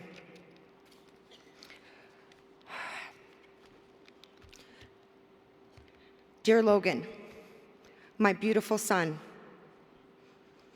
I want you to know I really miss you. I need you to call me. Please text me. I need a hug. I need to hold your hand. I need to laugh. Then I can hear you say, Mom, I'm okay. Mom, don't worry, I'm safe. Mom, I can make you laugh. Okay, son, yes, you made me laugh. Vaping on the academy bus, missing curfew by 4 hours. You always had multiple excuses that you falling asleep at Luke's. Asking Grandma Shirley to make dozens of puff wheat scares to sell at school. Getting me to bring back flavored chew from Vegas so you can make some quick, easy cash. We shared so much, the love of sports. I had my best rounds of golf with you by my side. Remember when I grounded you, took the Xbox away?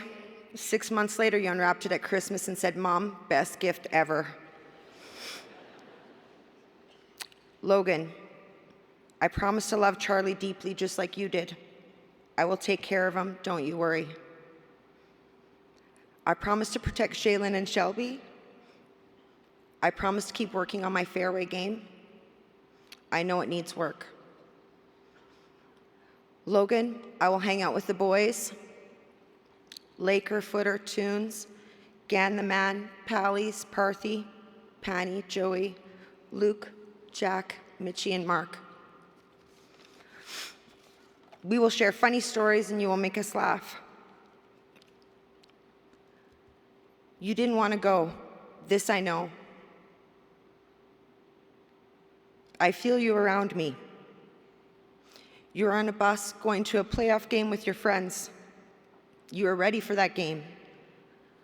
I can see the text post-game now. Mom, I played so hard. You wanted to play junior A hockey since you were young, son. You did it, and you did it well. I still hear you shooting the pucks in the basement. Oh, and by the way, I'm going to lace up the old skates this year. It's been a long time. You were in a stroller, and I pushed you around, doing laps on the ice at the Omniplex in Drayton Valley. That should make you smile. Renee, your Sask mom will hold those texts close to her heart. Renee, my suit is missing. Renee, the dogs are barking. Renee, I can't find my toque. Renee, my keys are missing. No, they aren't, Logan. Just go look. Love forever, Mama Hunts.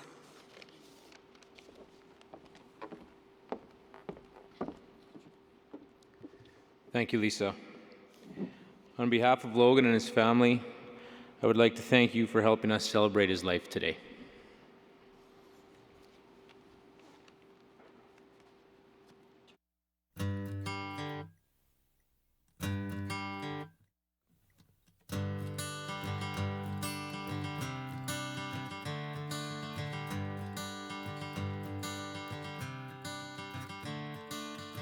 Another turning point, a fork stuck in the road. Time grabs you by the wrist, directs you where to go. So make the best of this test and don't ask why. It's not a question but a lesson learned in time. It's something unpredictable, but in the end is right. I hope you had the time of your life.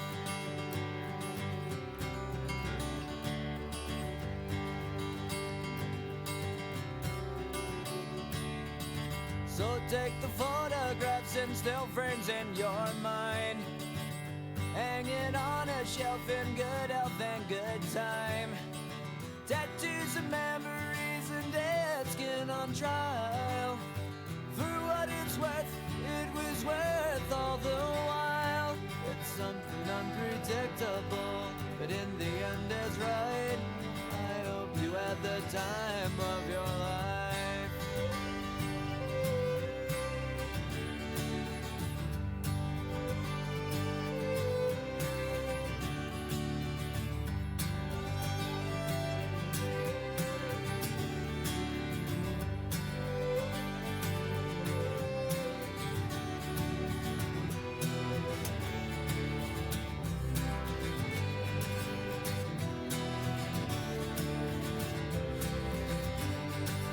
Something unpredictable, but in the end it's right.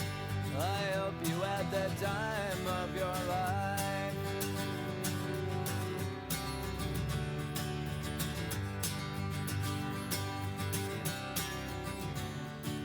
It's something unpredictable, but in the end is right.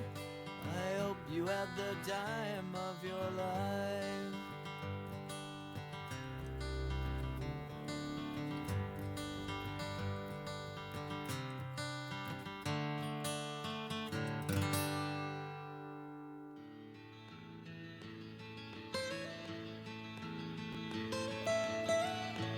Almost heaven, West Virginia, Blue Ridge Mountains, Shenandoah River.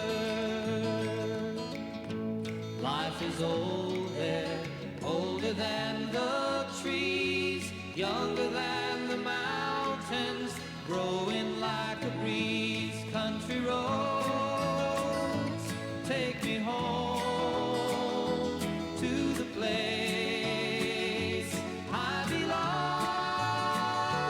West Virginia, Mountain Mama, take me home, country roads. All my memories gather round her, miner's lady, stranger to blue water. And dusty, painted on the sky, misty taste of moonshine, teardrop in my eye. Country roads, take me home to the place I belong, West Virginia, Mountain Mama, take me home. Country roads, I hear her voice in the morning hours. She calls me. The radio reminds me of my home far away.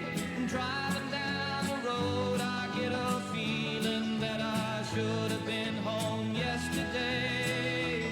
Yesterday, country roads.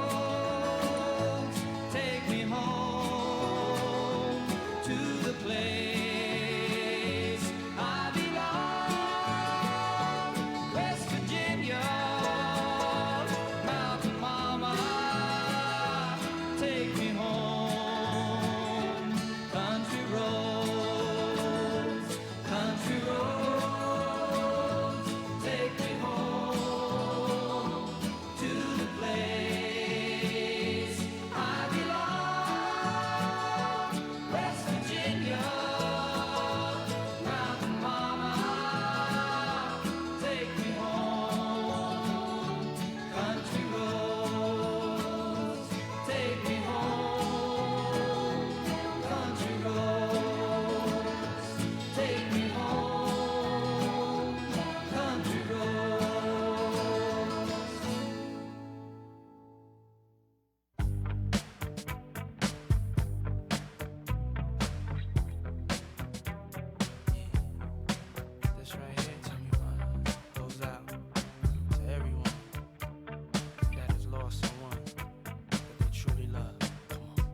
Seems like yesterday we used to rock the show. I I laced the track, you locked the flow. So far from hanging on the block for dough. Notorious, they got to know that life ain't always what it seemed to be. Words can't express what you mean to me. Even though you're gone, we still a team. Through your family, I'll fulfill your dreams. In the future, can't wait to see if you open up the gates for me. Reminisce sometime, the night they took my friend. Try to black it out, but it plays again. When it's real, feeling's hard to conceal. Can't imagine all the pain I feel. Give anything to hear half your breath. I know you're still living your life after death. Every move I make, every single day, every time I pray, I'll be missing you. Thinking of the day when you went away. What a life to take, what a bond to break. I'll be missing you.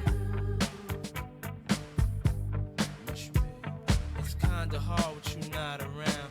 Know you in heaven smiling down, watching us while we pray for you. Every day we pray for you, till the day we meet again. In my heart is where I keep you, friend. Memories give me the strength I need to proceed, strength I need to believe. My thoughts big, I just can't define. Wish I could turn back the hands of time. Us in the six, shop for new clothes and kicks.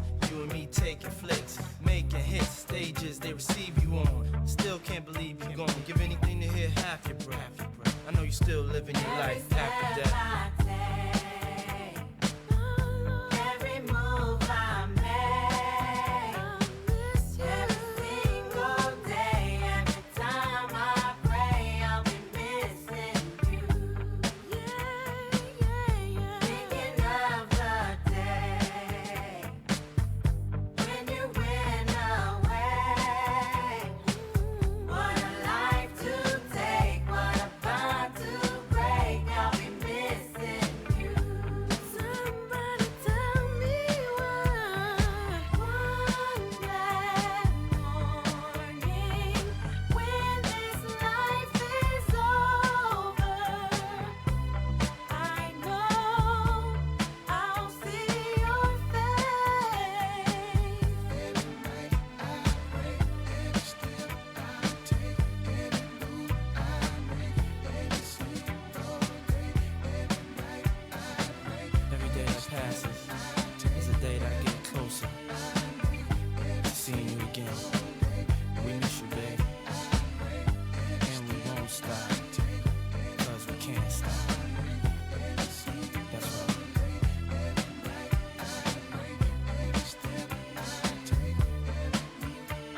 We miss you, babe. Every step I take, every move I make, every single day, every time I pray, I'll be missing you. Thinking of the day when you went away. What a life to take, what a bond to break. I'll be missing you. Every step I take,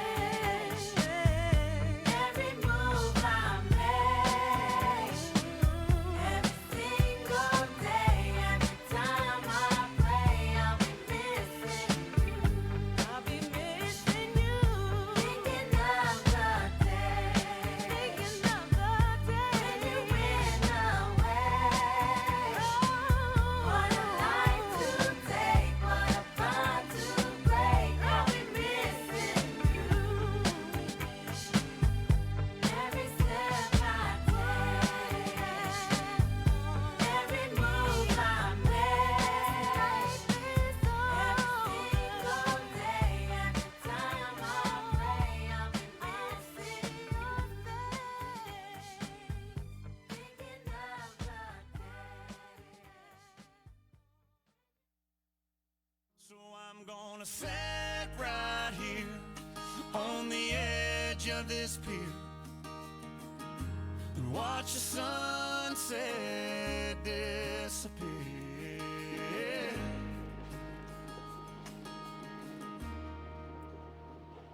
drink a beer.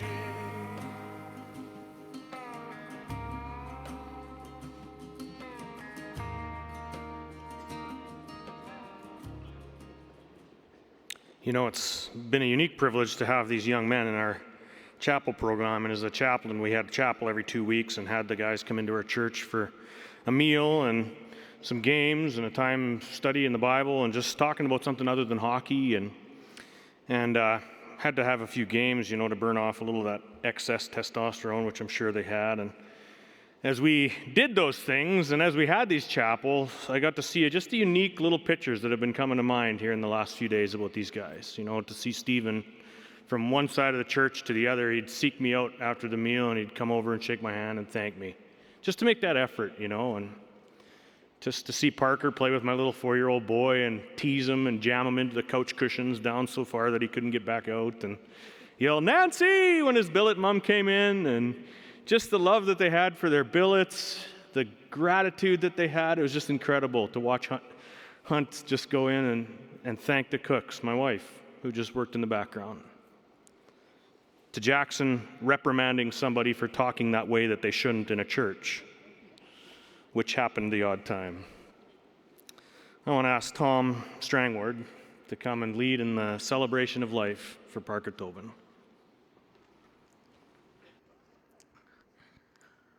Good afternoon.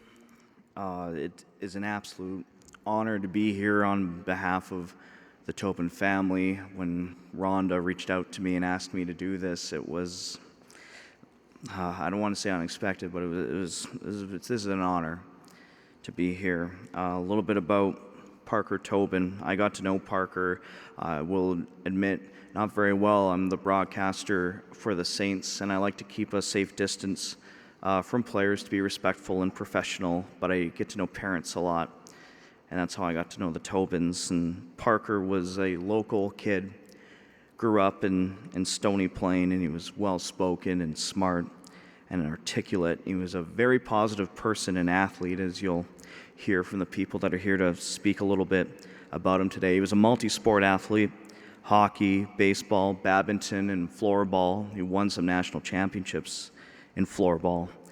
And he also got behind the microphone to announce Stony Plain Eagles games and Stony Plain Flyers games, even when he was a AAA athlete himself. You'll hear a lot about Parker today and the kind of person he was, and I got to witness, I should say, the kind of person Parker was one time, and has really shone through over and over and over.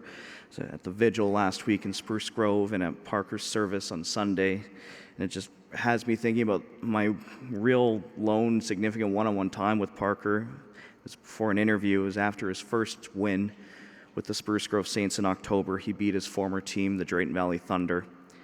And I was waiting for an interview after the game in the back room at the Grant Fuhr Arena.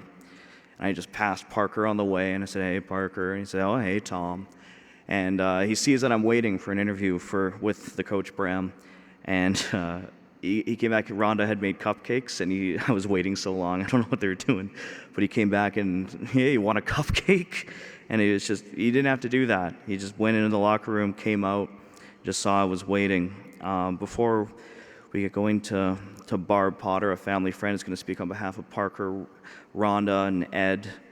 Thank you so much, and I'm so sorry for your loss, and I'm so sorry for the loss that the Hunter family and the Wack family and the Joseph families are going through, and all the families involved in this horrible tragedy. And Parker's brother, Caden, and of course his girlfriend, Sydney. Very, very sad, and Rhonda has asked me to read a poem. It was written by the mother of someone Parker played hockey with. It's called "Where I Live" by Michelle Brinza. I am in the gusts of wind that blow. I am the sparkle in the falling snow. I am the sound of a crowd's cheer. I am present in a teammate's tear. I am the light that shines on the rink. I am here more than you think. I am the bead of sweat on your teammate's face. I am the warmth of your team's embrace. I am the strength in the referee's call. I am the laughter in the arena hall. I am the will of the coach who never gives up. I am the passion for those who dream of the cup. I am the courage in the player's sacrifice. I am the crack of skates carving the ice. I am the love sung in our anthem with pride. I am the respect where rules abide. Remember me when you hear my name, for I am living in the love of the game. We'll hear now from family friend Barb Potter for some words about Parker.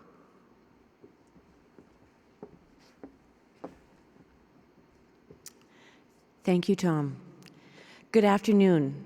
My name is Barb Potter, and I'm honored to be speaking as a family friend and Ron's wife.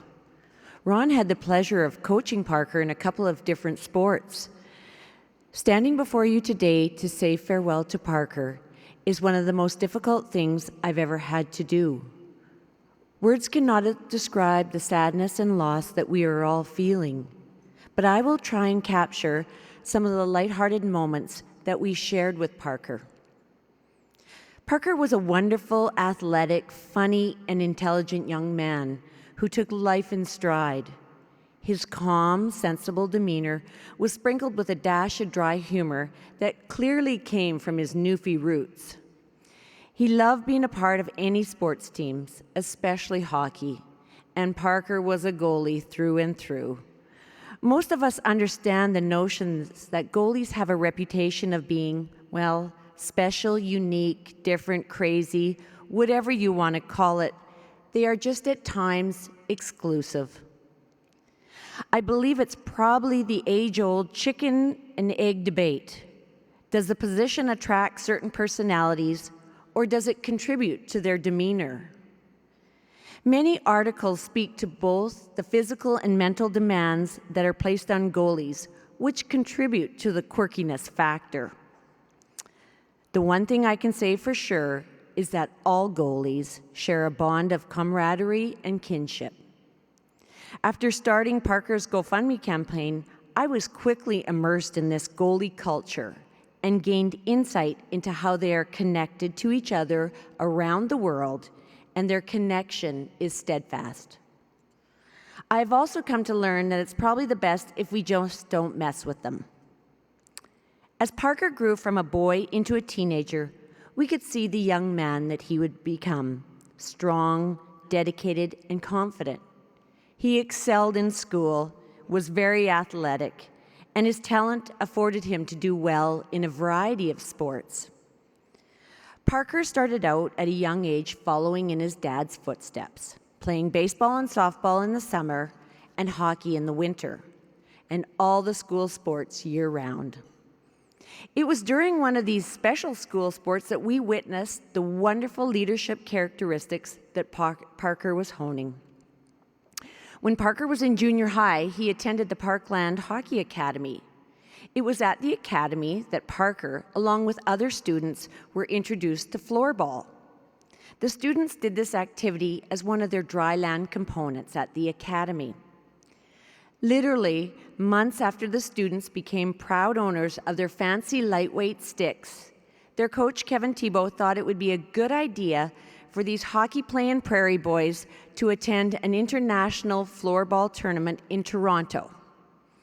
Oh, the story gets better. Parker, who was way strong in net in ice hockey, decided he didn't want to play goalie in floorball. He wanted to play out instead. So the one kid who is already an underage bantam player, used to playing goalie, the kind of kid you can put in net and ride like a rented mule, now wants to play out. And to top things off, the kid that normally plays out wants to be the goalie. So you can imagine where this is going. Off to Toronto they go to face teams from all over Canada and Switzerland that actually play floorball in organized floorball associations. And they knew the rules, and they didn't just buy their first sticks months before the tournament. Well, to everyone's surprise, the team won.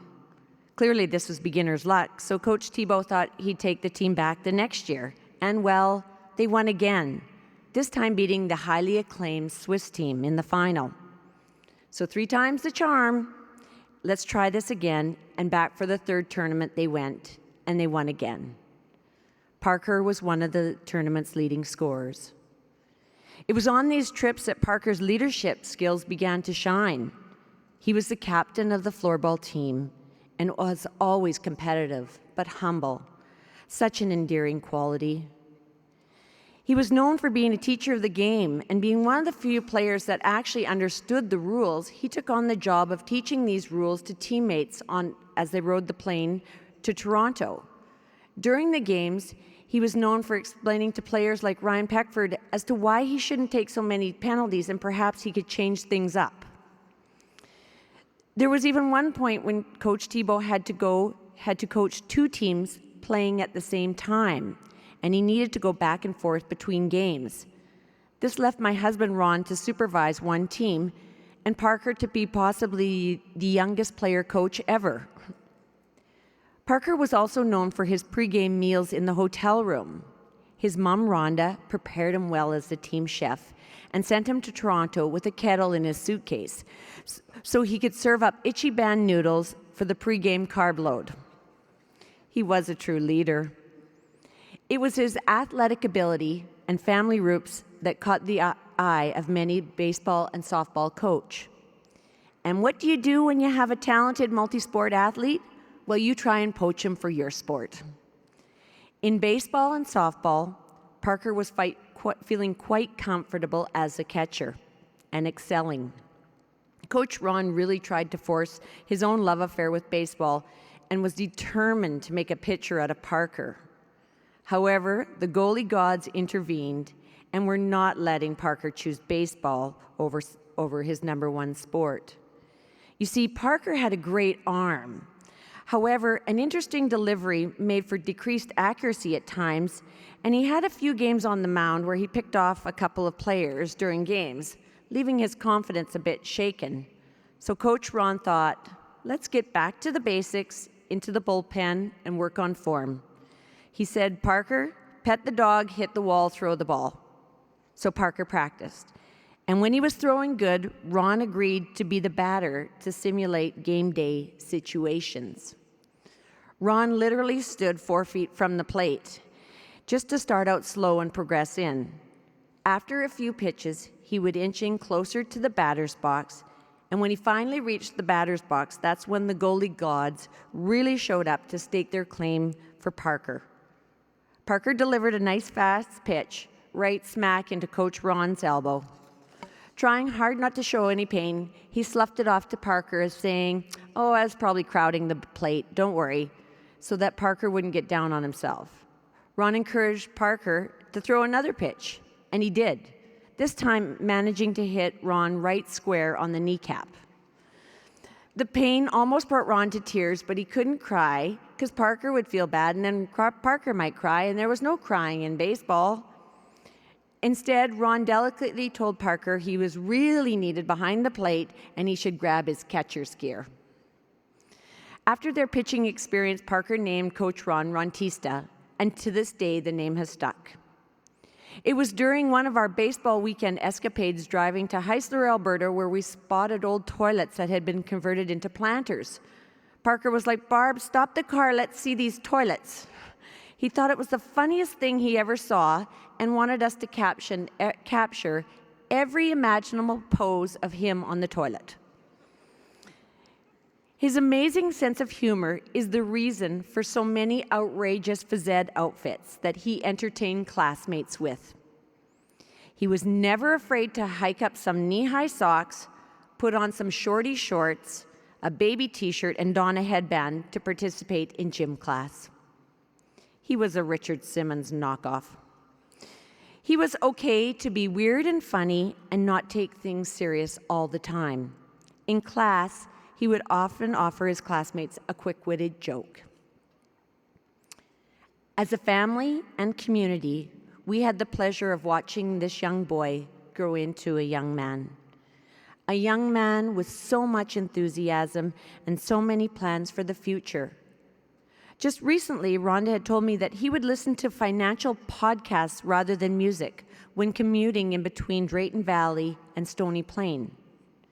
His teachers always thought Parker was going to pursue a career in medicine. Others had him destined to be the Prime Minister. But Parker was looking forward to pursuing a career in business and finance, a vocation that was perfect for him. He was an amazing mathematician, a disciplined problem solver with unwavering patience, and a real desire to help others. This was clearly something he learned from his parents, who were both tireless volunteers in the community. Rhonda serving on a number of boards, and Ed always helping coach a variety of sports or tutoring kids. Last fall, Parker was volunteering in Mark Bradshaw's phys ed class. Mark recalled he was instantly great with the kids, jumped right in to participate in any activity or game that they were doing that day. It seemed like it gave him a chance to be a kid again. Either that or his competitive streak kicked in, and he enjoyed beating the grade sixers at football. Parker is adorned by his friends and family, and it is a testament to him by how many of you are here today to say farewell to our boy.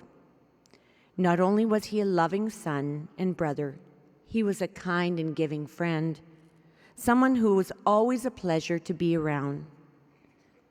Losing Parker is heartbreaking. It has come as a big shock to all of us. His life was far too brief.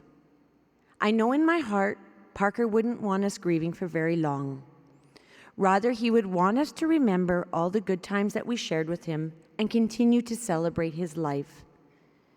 I believe I speak on behalf of this entire room that we are all part of Parker's team.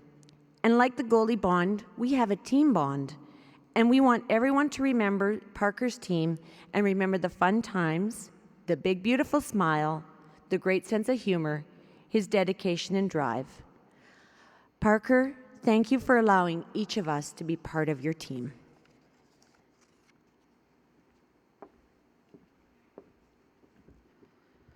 Thank you, Barb. We'll hear now from one of Parker's former coaches, Ryan Reckner.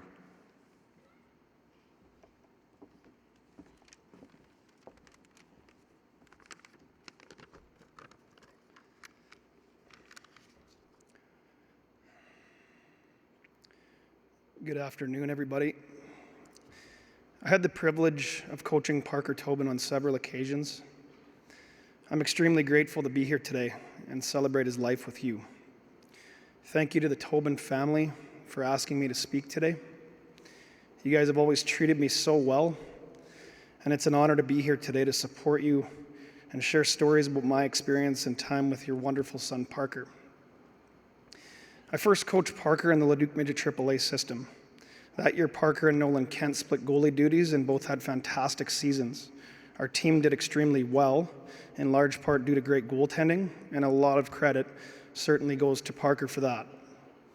One thing that really stood out to me that year was how close our team was, how much the players cared about each other, and again, Parker was a huge part of building that culture. I always got the impression from him that he was incredibly proud to be on our team, and I guess mostly because he never stopped talking about it. I'll never forget the type of teammate Parker was to everyone on our team, but especially his fellow goaltender Nolan Kent. They had a very special relationship, and as a result, they worked really well together. And as time would have it, they would go on to become very close friends. The following season, Parker pursued an opportunity to play junior hockey with the Drayton Valley Thunder, while I chased my dream of coaching with the Spruce Grove Saints. It was exciting to watch Parker move on to the next level with me, and I saw tremendous growth over the course of the season. In the playoffs that year, it was only fitting that we would meet in round one. Although we won the series, Parker was a standout performer for the Thunder, and to be honest, he played awesome. Following the final game of the series, I remember Parker making an intentional effort to come find me after the game. And standard Parker, with a big smile, he wished us the best. He shook my hand, he pulled me in, and he gave me a hug. That's the type of person that Parker was. Get this handshake stuff out of here and let's bring it in. This year in Spruce Grove, it just so happened we traded for Parker at the beginning of the season, and we were reunited. Unfortunately, for what turned out to be a brief period of time, as in November this year, I chose to pursue an opportunity to coach the Drayton Valley Thunder, and we would switch places as it would turn out. My last day with the Saints, the organization gave me the chance to speak to the players one last time. Now, I must say every person was really excited for me and wished me nothing but the best. However, I do remember the way Parker was in particular. Most of the guys, because they had just finished practice, went with the always classy handshake and a big congratulations, Rex. Parker, on the other hand, as usual, smiling ear to ear, grabbed my hand, pulled me in close, and gave me once again a massive hug, this time in his soaking wet undergear.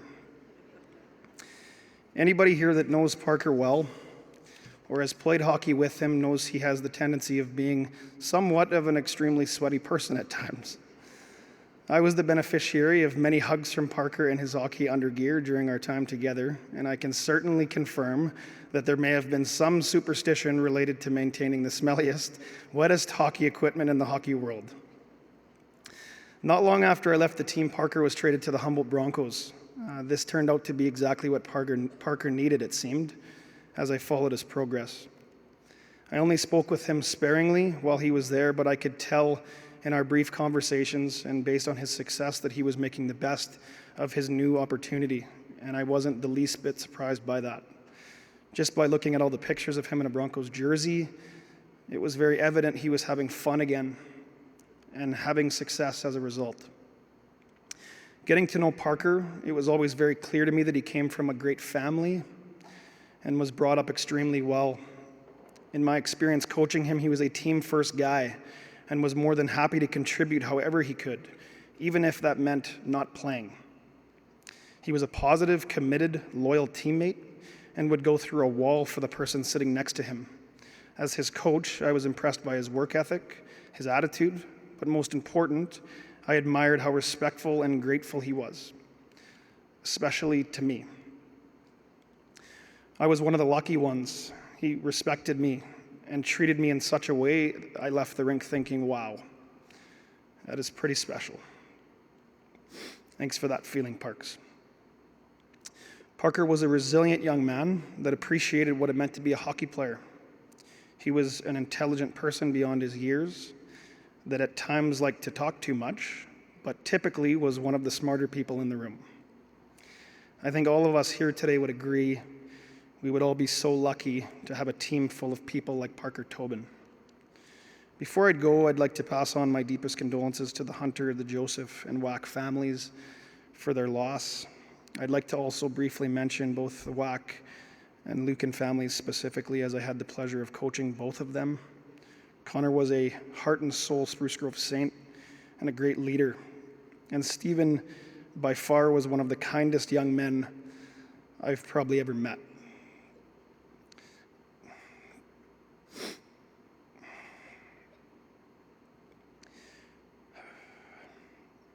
I feel very fortunate having had the chance to coach both of them and meet their families. I'd also like to wish a speedy recovery to survivors Ryan Strasnitsky and Tyler Smith, who I also had the chance to coach previously in Leduc. And lastly, I certainly want to offer my deepest sympathies to everyone here tonight affected by this tragedy. Thank you.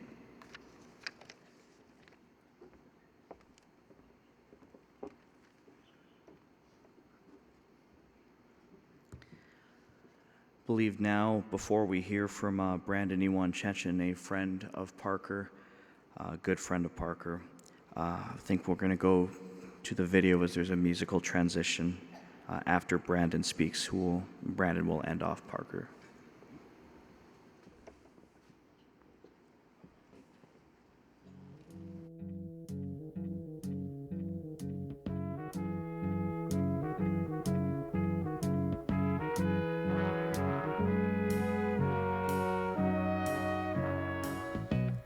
Where it began,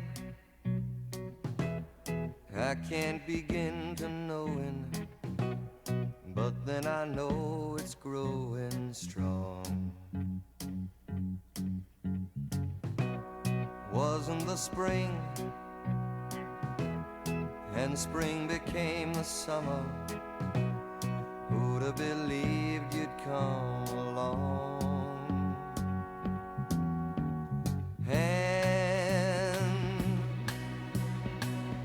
touching hands,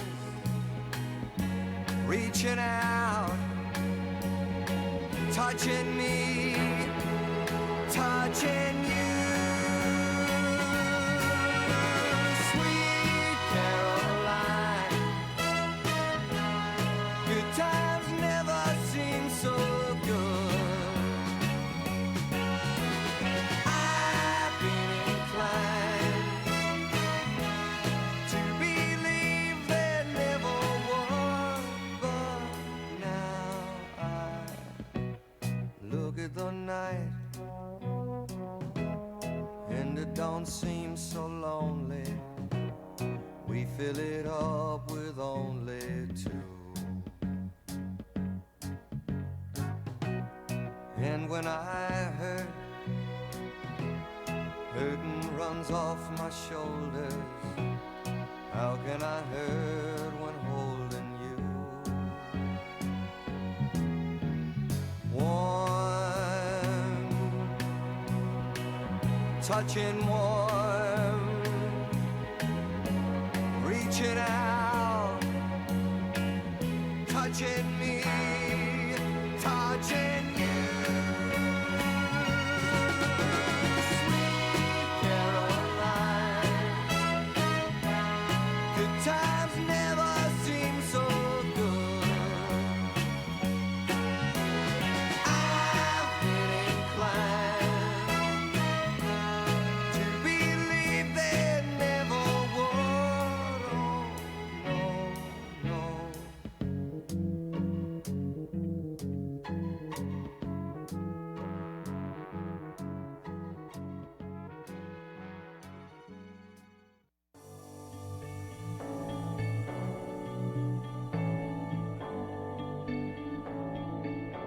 I've been reading books of old, the legends and the myths, Achilles and his gold, Hercules and his gifts, and Spider-Man's control, and Batman with his fist. And clearly I don't see myself upon that list. But she said, where'd you wanna go? How much you wanna risk? I'm not looking for somebody with some superhuman gifts, some superhero, some fairy tale bliss. Just something I can turn to, somebody I can kiss. I want something just like this.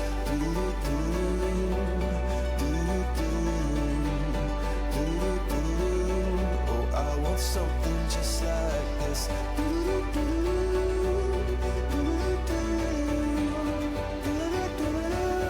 Oh, I want something just like this.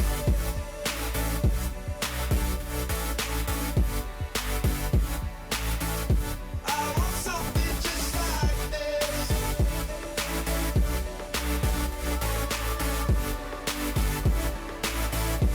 I've been reading books of old, the legends and the myths, the testaments they told, the moon and its eclipse, and Superman unrolls the suit before he lived. But I'm not the kind of person that it fits. She said, where'd you wanna go? How much you wanna risk? I'm not looking for somebody with some superhuman gifts, some superhero, some fairy tale bliss. Just something I can turn to, somebody I can miss. I want something just like this.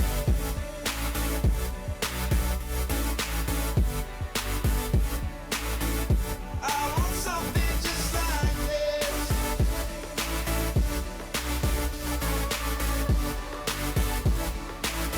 Oh, I want something just like this.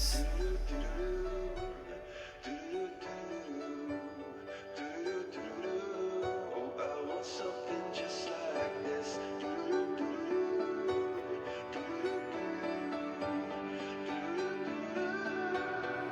Where'd you wanna go? How much you wanna risk? I'm not looking for somebody with some superhuman gifts, some superhero, some fairy tale bliss. Just something I can turn to, somebody I can kiss. I want something just like this.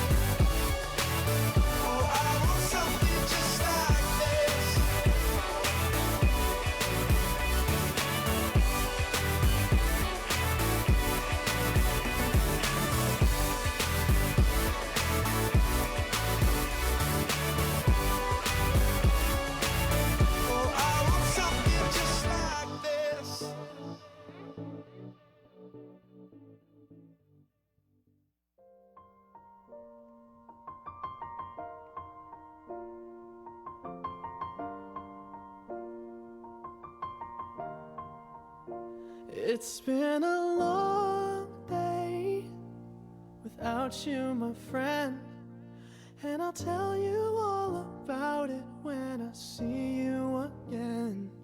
We've come a long way from where we began. Oh, I'll tell you all about it when I see you again. When I see you again. Damn, who knew? All the planes we flew, good things we've been through. That I'll be standing right here talking to you about another path. I know we love to hit the road and laugh, but something told me that it wouldn't last. Had to switch up, look at things different, see the bigger picture. Those were the days, hard work forever pays. Now I see you in a better place. How can we not talk about family when family's all that we got? Everything I went through, you were standing there by my side, and now you gon' be with me for the last ride. It's been a long day without you, my friend, and I'll tell you all about it when I see you again. We've come a long way from where we began. Oh, I'll tell you all about it when I see you again. When I see you again.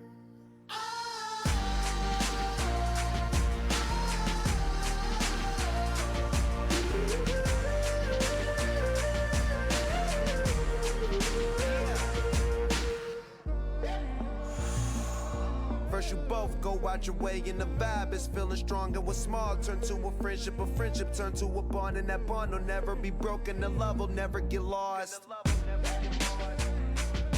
And when brotherhood come first, then the line will never be crossed. Established it on our own when that line had to be drawn, and that line is what we reach, so remember me when I'm gone.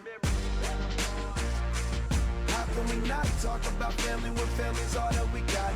Everything I went through, you were standing there by my side, and now you gon' be with me for the last ride. Let the light guide your way. Yeah.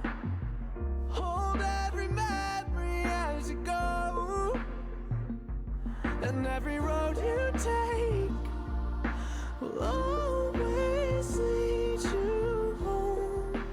Oh, it's been a long day without you, my friend, and I'll tell you all about it when I see you again. We've come a long way from where we began. Oh, I'll tell you all about it when I see you again. When I see you again.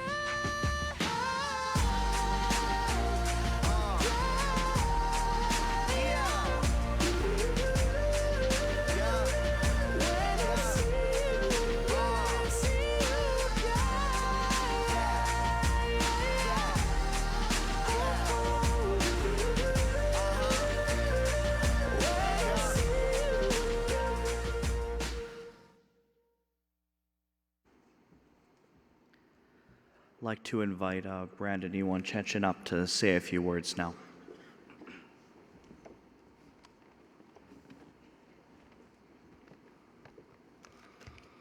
Hello, everyone. For those of you that don't know me, I'm Brandon Iwan-Chechen. I was one of Parker's many best friends. First off, I'd just like to take the opportunity to thank Ed, Rhonda, Caden, and the entire Tobin family for giving me the opportunity to speak about your wonderful son. I met Parker years ago at the hockey rink when we were just little guys, back when there wasn't even a designated goalie. We played the sports that we loved together for many, many years. We were goalie partners for 5, floorball D partners for 2, and media guys for 3. Being goalie partners for so many years, Tobes and I developed an extra special bond and a friendship that would last forever. From the rink to the Xbox to graduation, he was unlike no other. I was fortunate enough to have had Tobes in my life to share many unforgettable experiences with, such as setting a new record for the most years played together at the highest level, winning the Canada Cup Floorball Championship in Toronto, to being the DJ and announcer for our local hockey teams at the Glen Hall Centennial Arena, and of course, getting my ass kicked in Xbox every other weekend. Man, he was good at those video games. Needless to say, we spent many, many countless hours together.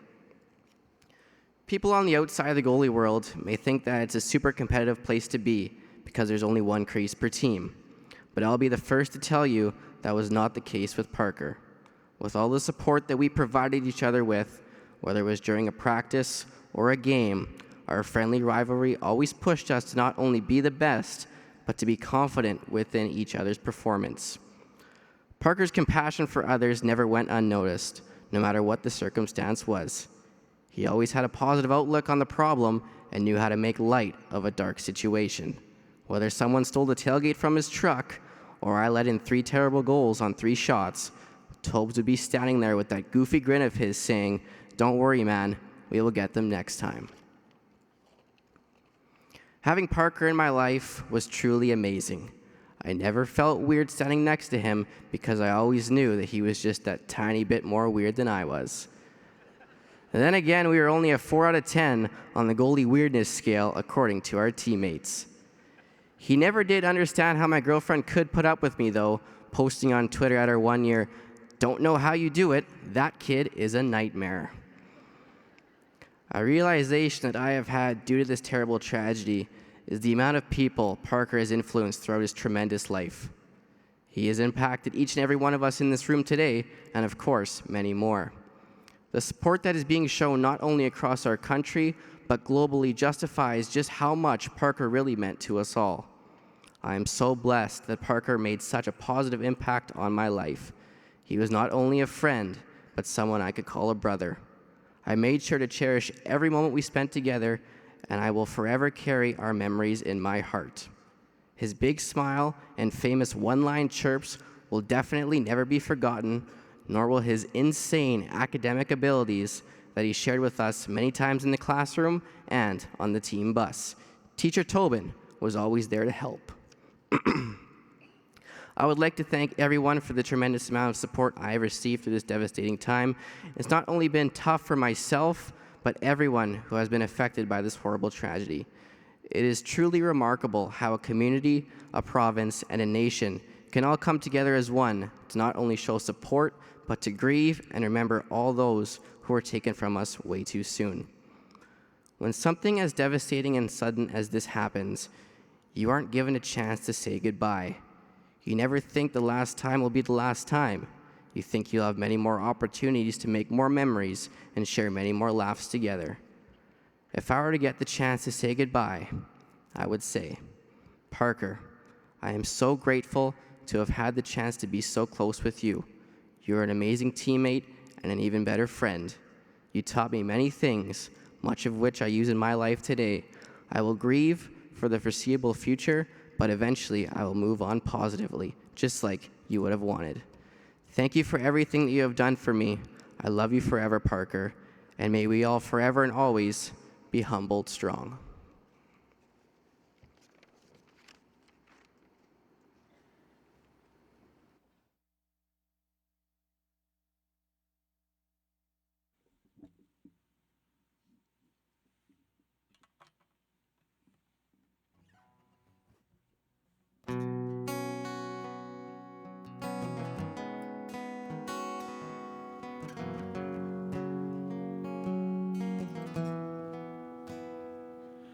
Put a stick out on the front step and signed all your names, and turned the porch light on just in case you wanted one more game. There's no referees or scoreboards, the periods never end. Use the clouds as the ice rink while you play with all your friends. Hey, Mom and Dad, well, I made it to the show. You always told me that I would, so don't you worry anymore. I've got my teammates by my side, so you don't have to cry. Just promise me one last thing, you'll leave the light on, put my stick out by the door.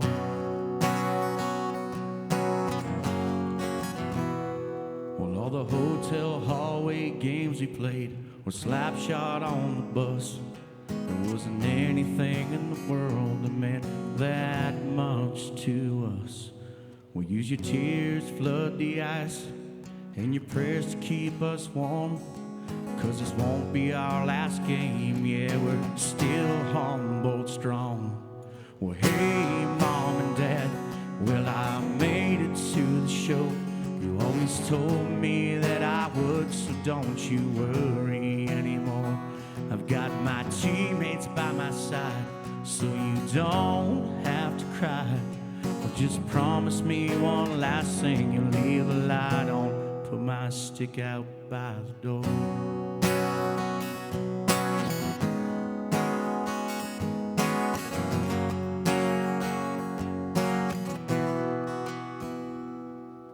Hey, Mom and Dad, well, I made it to the show. You always told me that I would, so don't you worry anymore. Got my teammates by my side, so you don't have to cry. Just promise me one last thing, you'll leave the light on, put my stick out by the door.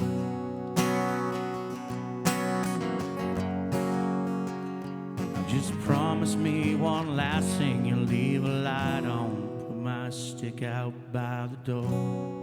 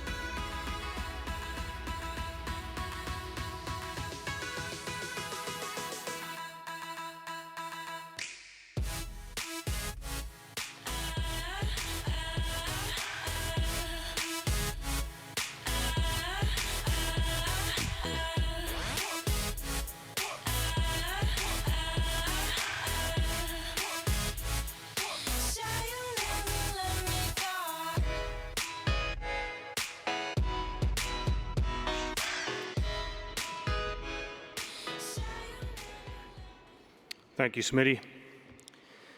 You know, talking to Darcy about his team, and we often would sit, and he remarked over and over again that he knew he was onto something special this year.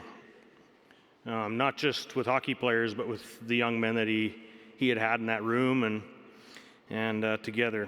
And I think this has been a great snapshot for us, 4 men that represented that team very well. I'd like to invite Doug Hale to come and just lead us in remembering and celebrating the life of Stephen Wack.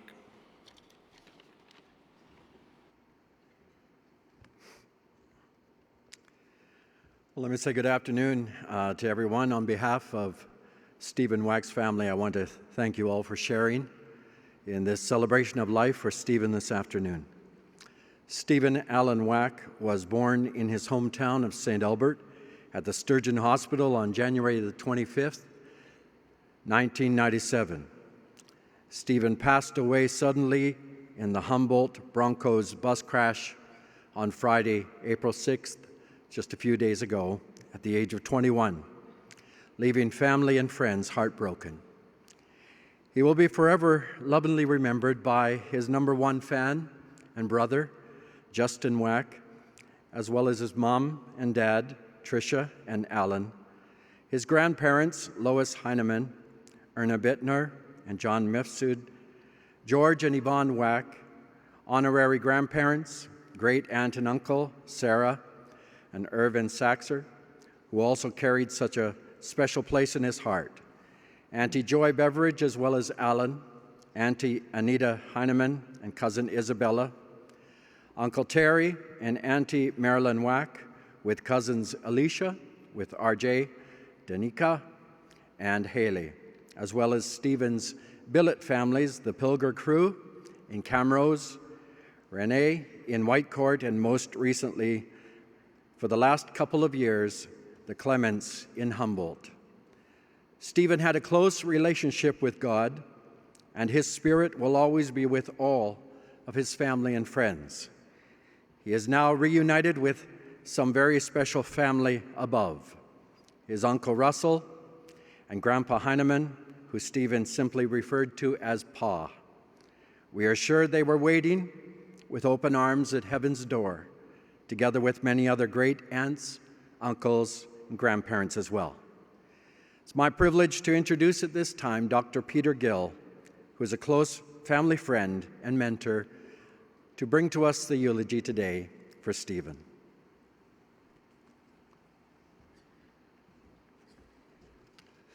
Good afternoon, everyone.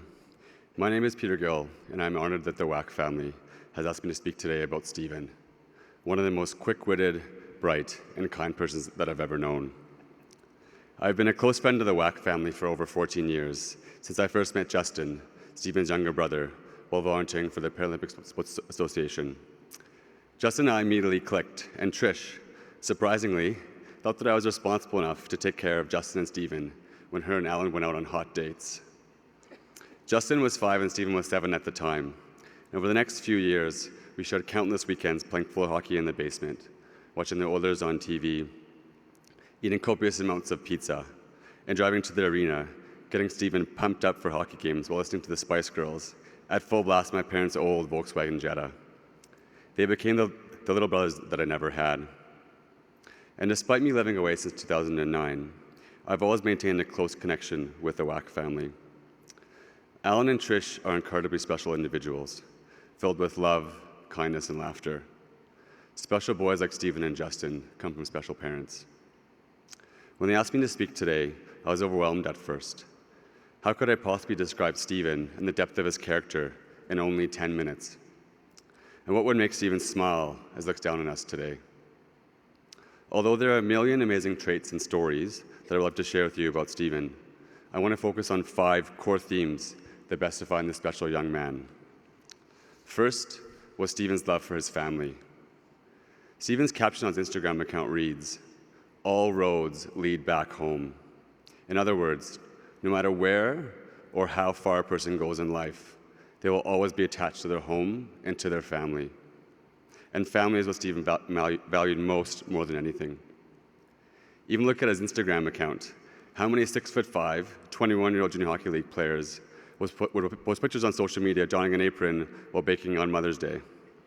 Now, some might think that this was to impress the ladies, but I know it was because he had a deep love for Trish. It was those shirtless photos on Sea-Doos that he posted for the ladies. One afternoon, Stephen came home to find Trish tidying up her already impeccably clean house.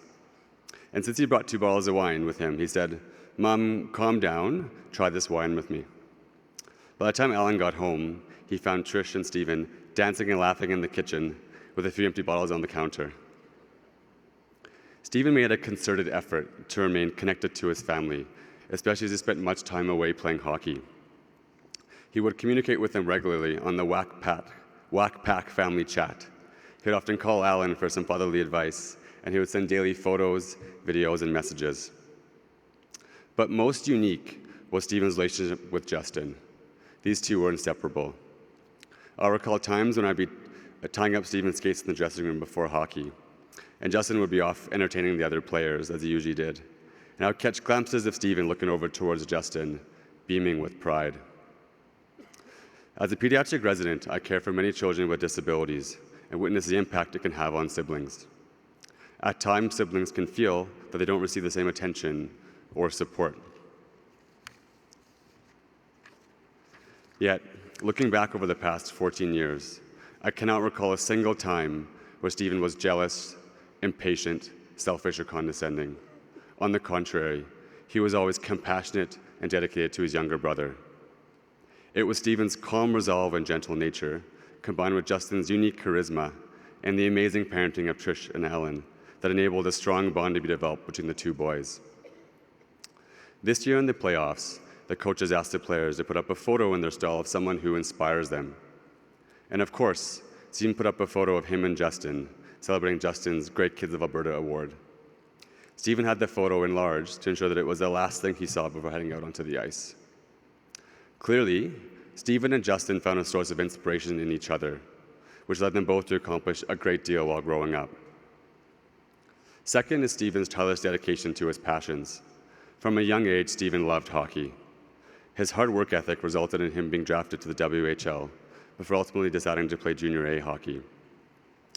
This past year, Stephen served as assistant captain on the Humboldt Broncos, where he both excelled on the ice, but also off the ice as a leader, providing guidance to the younger players. Over the last few years, Stephen took a keen interest in videography. It's obvious that he had a natural artistic talent and could create a captivating story through the power of film. Anyone who has seen his videos would agree that the prairies have never looked so cool before.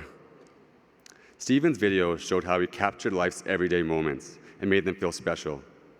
He helped to remind us that life is filled with seemingly mundane day-to-day events, yet these make up most of our life, and these should be cherished. Stephen would spend countless hours meticulously editing clips while busy playing hockey. The first formal videography job Stephen did was for Mercer Tavern in Edmonton. It was an immediate success, such a success, in fact, that the Oilers came across it and shut it down for copyright infringement. Typical Stephen considered it a feather in his cap. Now, Stephen was also quite well read, and he enjoyed a variety of books and magazines. You can find in his library at home selections ranging from Gentleman's Quarterly, Vanity Fair, Persuasion and Influence for Dummies, to Boo, Life of the World's Cutest Dog. I can imagine Stephen sitting out on the deck in summer, reading this fine literature, seeing all the places that Boo has visited, while sipping on his preferred beverage of choice, a discount Moscata. For those of you who do not have the same refined taste as Stephen, Moscata is known as a crowd pleaser, with delightfully perfumed and intensely sweet. Sorry, bud, you know I would tease you about that. Next was Stephen's intelligence. A lot of what has been discussed in the media over the past week is Stephen's towering height. Sure, Stephen was immensely good-looking, with a head of hair that I'll forever be jealous of, but he was also bright, intelligent, and a quietly ambitious young man. I use the phrase quietly ambitious intentionally because Stephen was never overly confident and never boasted, despite having much to boast about. Stephen's intelligence was apparent at a young age. In preschool, 4-year-old Stephen politely corrected his teacher that what she thought was a camel was in fact a dromedary, which obviously is an Arabian one-hump camel, as opposed to your typical two-humped camel. Stephen excelled academically, graduating high school with exceptional marks. I was reminded of his grades when he asked me to write him a reference letter last year for his university applications. I was so impressed by his honor roll status, I almost asked him for his transcripts just to verify them. Stephen was planning to pursue a career which he could combine artistic ability with an interest in business. I am proud to brag on behalf of Stephen to tell you that he had been accepted into both Simon Fraser University and Ryerson for business school. Fourth was Stephen's gentle nature. Generosity and kindness were two of Stephen's core attributes. His heart was as big as a 6'5" body, and he was a gentle giant. And it was because of this caring nature and genuine interest in others that enabled him to connect with people on a deep, meaningful level. He often looked out for the underdog and reached out to people he never met before just to provide support. Stephen was an avid volunteer, involved in countless charitable activities. He proudly immersed himself in his local community, helping at church, serving breakfast and spending time at seniors' homes, reading to children at school, or playing hockey with children with disabilities. Stephen enjoyed and appreciated the chance to give back, and often shared stories with his family and friends. Part of his kindness can be attributed to his spirituality. Faith played an important role in Stephen's life. He took time to appreciate everyday miracles and would often comment when he saw God at work in people's everyday lives. One of the best examples of Stephen's selflessness was from a family vacation. The Wacks went to Disneyland when Justin was only 1 and Stephen was 3. One day, while driving back to the hotel, Stephen was quietly looking out the window, clearly deep in thought. After some time, he looked towards his parents and said, "Decidedly, I want to give Justin my eyes." Lastly was Stephen's infectious smile. Stephen's smile was one of his most memorable traits. It could light up any room that he entered. From the first day I met him, he was always smiling, and no matter what happened around him, his smile would never disappear. Stephen not only smiled, but he made others smile, whether it was giving a piggyback to a 6-year-old on the ice, sending a thoughtful text or email, or dancing in the kitchen with his slippers on. It was all of these traits and more that inspired others around Stephen to be better people. Stephen exemplified academic ability, strength of character, and dedication. He was an exceptional individual, humble, kind, and extremely hardworking. Stephen excelled at everything he put his mind to, whether it was his hobbies or school, or as a brother, friend, and son. He was one of a kind. I'd like to conclude with a quote that clearly meant a lot to Stephen. In his My Year 2017 video, Stephen includes a clip from a Steve Jobs speech where he encourages us to have the quote, confidence to follow your heart even when it leads you off the well-worn path.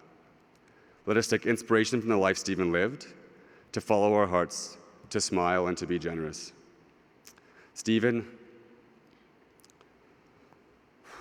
you lived and enjoyed life to the fullest and made the most out of every single moment. Please know how much we love you and how proud we are of you.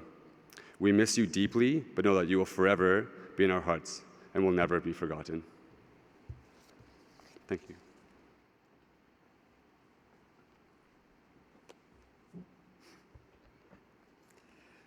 Thank you, Peter. And now we have three young men who will be sharing with us each a tribute. Mateo Gennaro and Curtis Peck are two of Stephen's best friends, together with Justin Wack, Stephen's younger brother.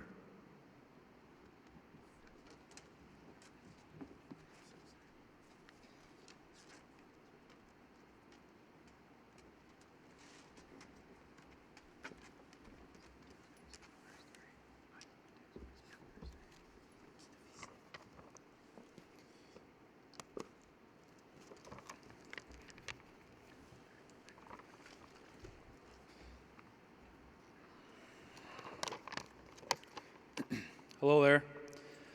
First thing I'd like to say is it's a lot easier to play on the ice in front of an arena full of people than it is to speak in front of all of y'all. Thank you so much for having me up here, the Wack family. I am honored. Like mentioned, my name is Mateo, and I have known Stephen for as long as I can remember. We had gone to school together and played hockey since we were very young. Distinguishable in a crowd, you just needed to look for that tall blonde kid with the playful smile. Always polite, always a polite, respectful kid who thrived in school and sport. It was not until high school that I came really to know Stephen. I learned we were very similar, having many common interests and aspirations in life. I had no idea my life would forever change in the best possible way. Stephen and I connected almost every day of spring and summers through the last 7 years of training at Athletes Nation. The commonality for us was we both spent winters playing junior hockey away. It was at Athletes that we met Dan and Brad, the owners and trainers of our facility. Back then, Dan was bigger than us and seemed a little intense. You didn't say no to Dan. That was okay, because we took our training very seriously with the goal of getting bigger and stronger. What we didn't know was we would also gain friendships with a great group of guys, like Josh Mahura, Turner Elson, Trevor Martin, Ty Spurgeon, Mason Gertzen, Curtis Peck, Matt Dykstra, Gage Joel, as well as a few others. The hundreds of hours spent sweating, lifting, running, and ribbing each other became a good time. You didn't really want to miss a workout. We were so dedicated that when our parents were planning summer holidays, our moms would joke with each other and say, "Before you look at anything, you better ask Dan or Brad." I remember Steve and I traveling to workouts together after finishing class, talking about how excited we were to finish high school and making summer plans. We had an awesome graduating class of friends, and Stephen in particular was loved by all of them. It's no wonder Stephen was so fun and laid back. He had such a great family, with his parents Alan and Trish and brother Justin. Trish would often let us hang out in their backyard. Simple times became fun with a guy like Stephen. So many good days, sunning in the backyard, throwing a football, and maybe the occasional jump from the deck onto the trampoline. Sorry, Trish, Sorry, Dan.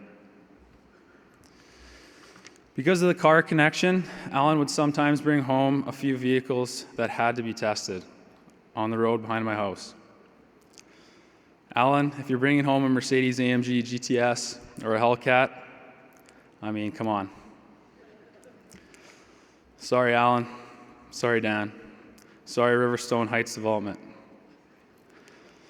Thank you to Alan and Trish for letting us be kids while trying to grow up. In the following years, our friendship grew tremendously. We'd keep in touch during the hockey season, and as we grew older, we started planning vacations together in the summer.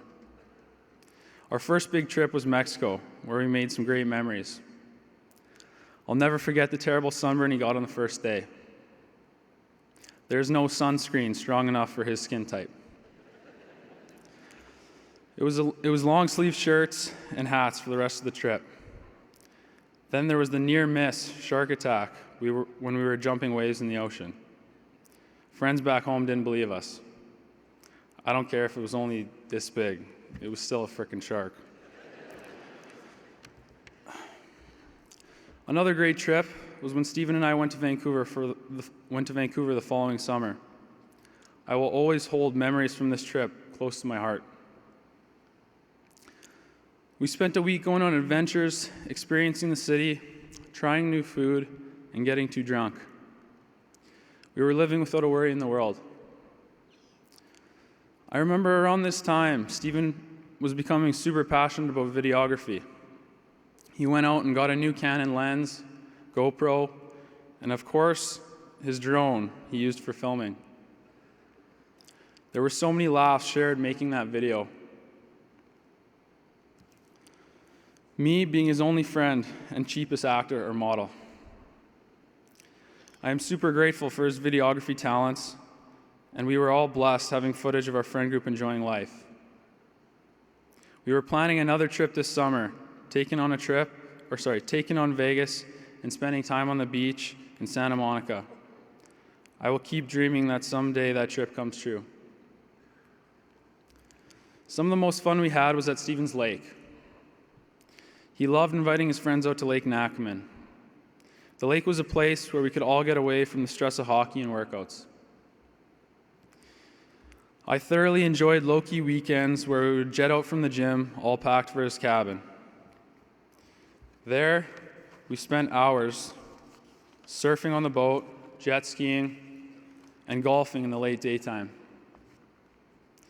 There may have been a few jet ski mishaps, but I'm supposed to say I can't remember that.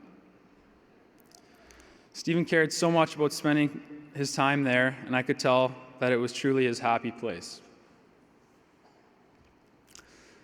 He did a ton of videography at the lake on a daily basis. It was truly a peaceful place where he felt at home. The fact he always wanted to share that place with his friends proves his generosity and kindness. On a personal level, Stephen had it all.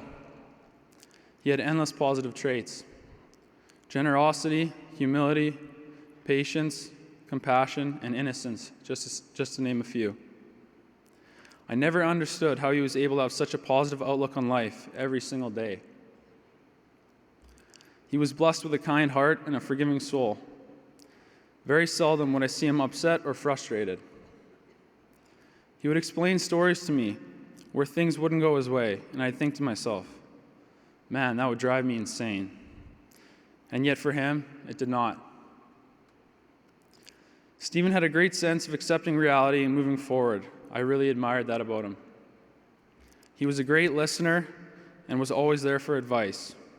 He would listen and understand, the most important quality in a friend. You never felt judged or misconceived, just truly heard. I appreciated his opinion and always looked up to him, not because he was 6'5", and that's not a hockey card, 6'5". That's a true height. Beyond all that, Stephen was extremely bright. He had a vast understanding about the world and how it worked.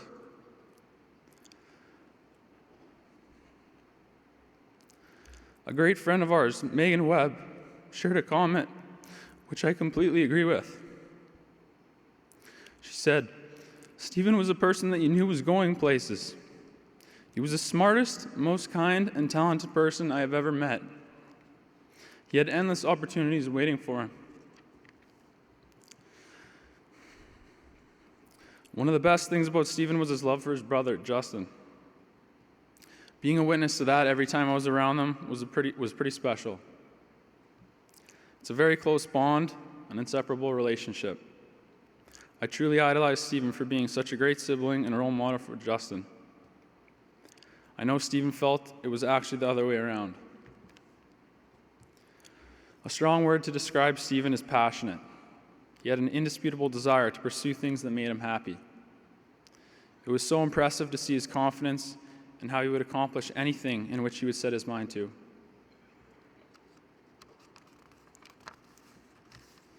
He was always present in whatever he was doing and would give it his 100%.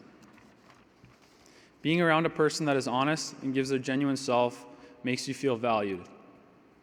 His pursuit of happiness made him the most innocent, fun-loving person to be around. His example teaches others to pursue things that make you feel important, inspired, and strong. One of the most beautiful things about Steve was the fact that he never changed.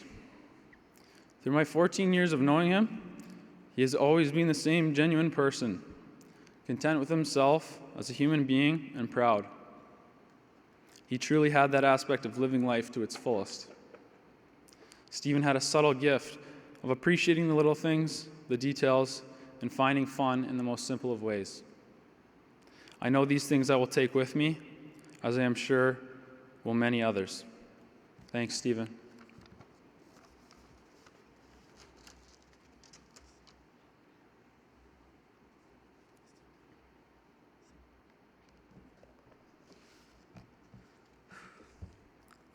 One of Stephen's favorite movies actually was Talladega Nights, and right now I don't really know what to do with my hands. So my name is Curtis Peck, and I'm going to do something that Stephen wouldn't really like, and that is talk about how great of a person he is.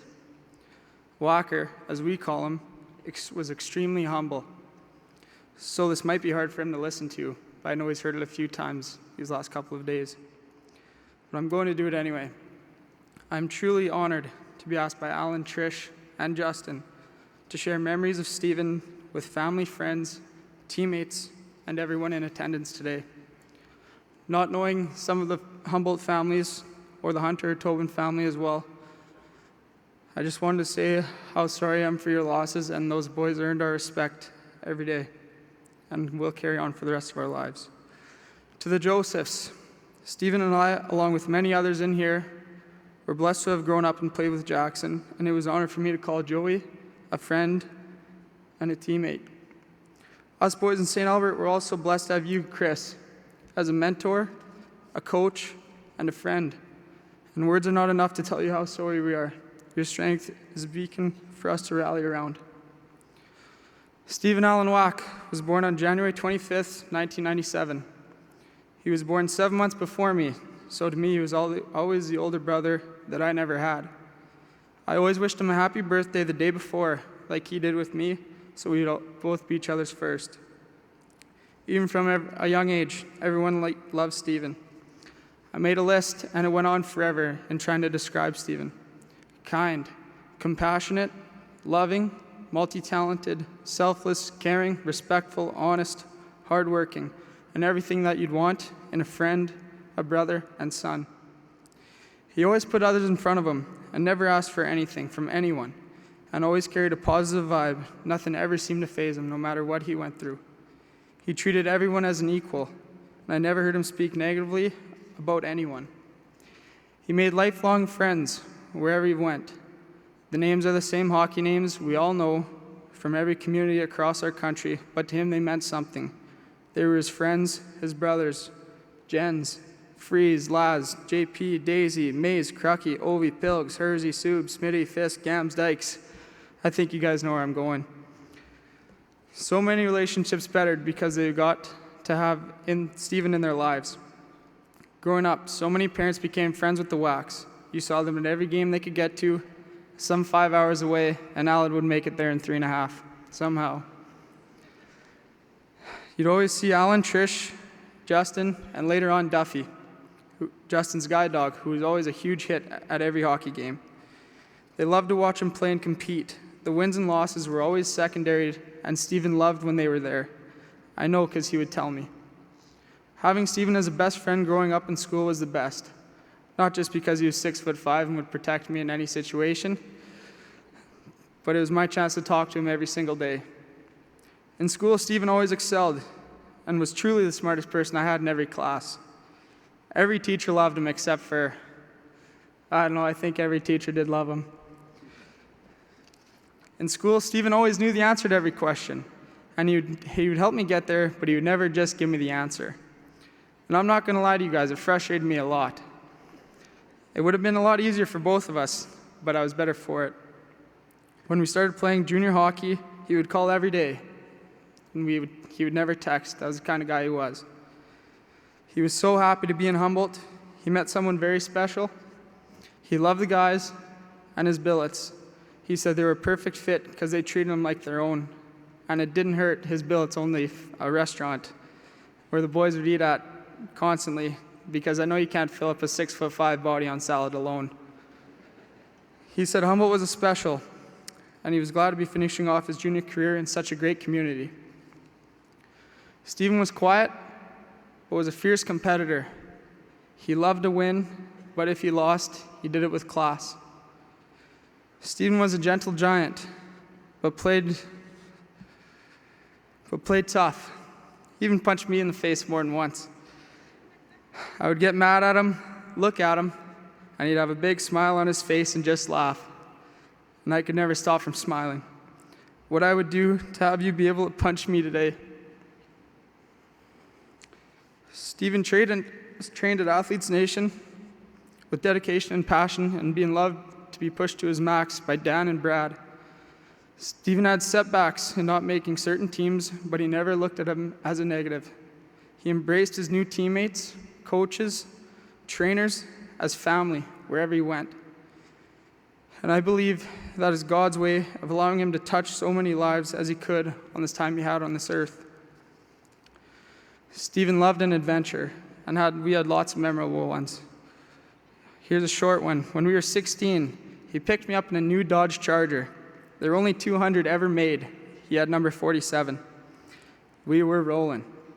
We wore suits, bought briefcases, acting like we had a lot of money in them, but being honest with you guys, it was completely empty. Our plan was to go to these show homes and make offers, and hopefully to purchase a home at 16, and guys were looking at us like we were a little bit crazy. We told everyone, though, that we had some houses on the go, but really, we walked into the garage of the first house. The realtor asked if we wanted to buy it, and we just looked at each other and started crying, laughing in the garage. We laughed so hard, and we just sat in the car for 10 minutes until we could drive again. Hockey was a huge part of Stephen, but hockey never defined who he was. He had many loves in his life. His family was always first. His passion was videography, and completed a number of videos which many of you have seen. He always had a camera or GoPro close by. He was talented beyond belief. And he would always ask me, "What do you think about this? What about this one, Pecker? What would you think? What about this?" And I would say, "Stephen, it's awesome. Just leave it. Trust me." He wanted it to be perfect, and he sent me the edited version the day before or the day after, and I'd tell him the same thing. "Stephen, it's perfect. I love it." Stephen, I hope you know that they are perfect today. Stephen believed in the power of God, and it was something that we actually talked about.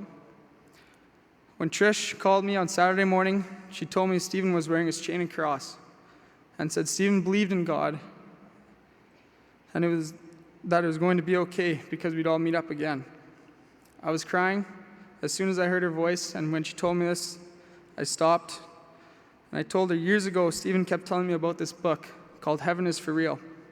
I kept asking him to tell me how it ended, but he told me to read it, kind of like the school thing again, where he'd never give the answers. So I did what all good friends do, went and bought the book and read it cover to cover.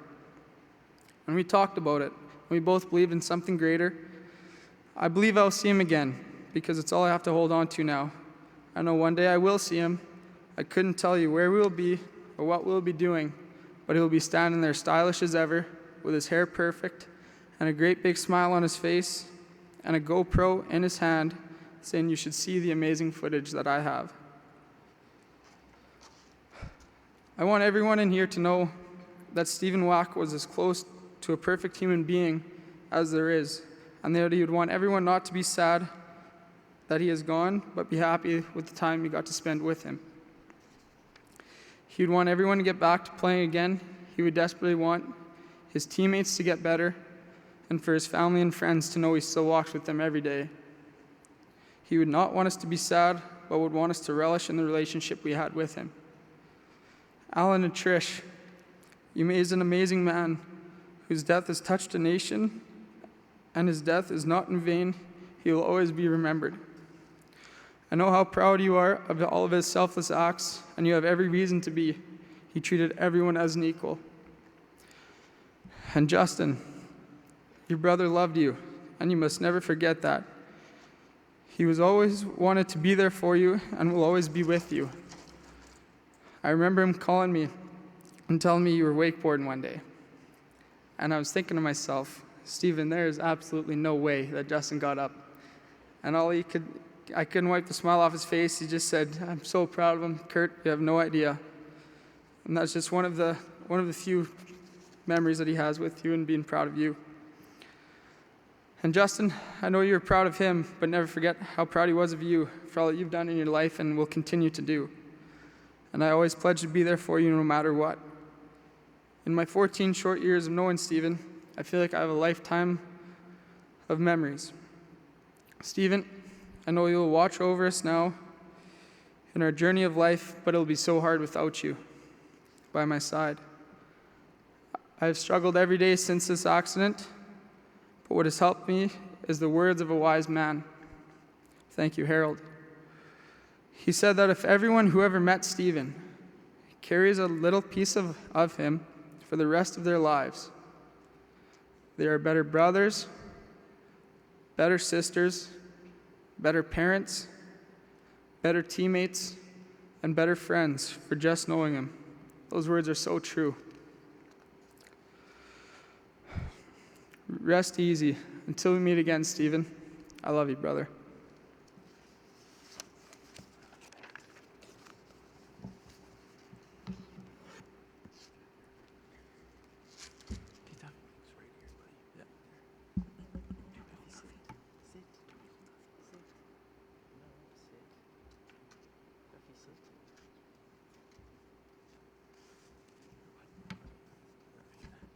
Sorry about that. I think Duffy was trying to give Curtis a standing ovation for that speech. My name is Justin Wack, and I'm Stephen's younger brother. Stephen, with a PH, was the best brother that I could ever ask for. I say with a PH because he always got a kick out of how people spelled his name different ways. He never got offended by it, and he was always just so easygoing about it. I remember we'd laugh together as report cards came in over the years, always wondering if the teacher would get his name right. And before anybody asks, I have conveniently forgotten which teachers got it wrong. Stephen had a really infectious sense of humor. I remember the first time a teacher spelled his name wrong on the report card, he came up to me laughing. He'd clearly been pondering the meaning of life, and he came up to me and he asked me, Justin, do I still pass my grade if the teacher spells my name wrong on my report card?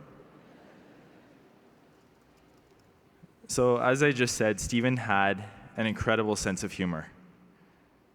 That combined with his natural resilience and his infectious personality made him someone that you'd always want to have in your corner. His personality was much like his play on the ice. He was a fantastic team player that you could always depend on. And he was so even keel, even when faced with the toughest of situations. There was the odd time, though, when he would lose his temper.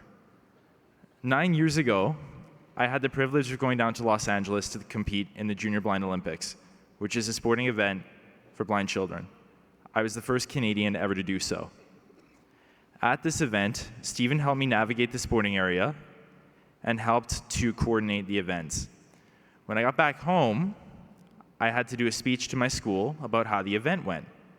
I made sure to give Stephen credit for volunteering, and all of his buddies patted him on the back and the whole school cheered. I thought everything was fine until recess hit. Stephen came up to me and he was just smoking mad. But he was mad because he was so modest that he never liked to be singled out. And he was mad because he didn't want to take away credit from my achievements. The tenacity that Stephen displayed throughout his life was simply incredible. It seemed like no matter the situation, Stephen could find a solution, usually one that required an insane amount of work, and take it to the finish line. Whether it was spending several dozen hours on editing a single 3-minute video, responding to an unexpected situation in hockey, or anything else that life threw his way, Stephen never backed down. Growing up, Stephen taught me by example what the definition of work ethic was. He taught me how to be resilient in the face of adversity, how to think critically, and to always respond to challenges. Some of you may have seen in the news over the past couple of days that me and Stephen played a lot of mini sticks. Unfortunately, I learned from experience that it was a really good idea to wear a can and a helmet when we played,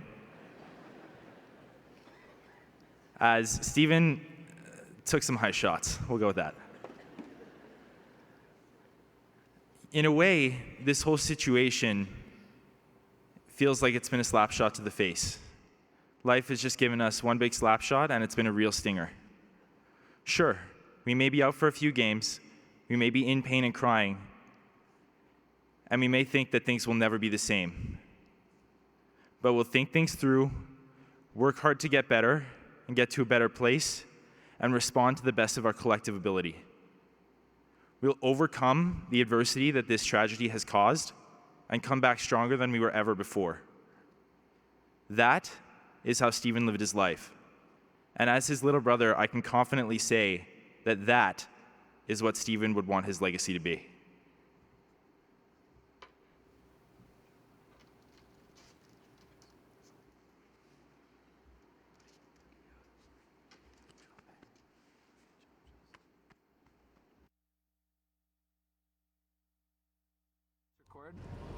Is that going then? But it's still flashing. Click record. I clicked it. It's going right now. See, it's clicking. I know, but look at that thing's flashing. Look at the top. When you see this red button on, when the red button's on, it's recording. But the flash is fine? That flashing thing? Favorite spin.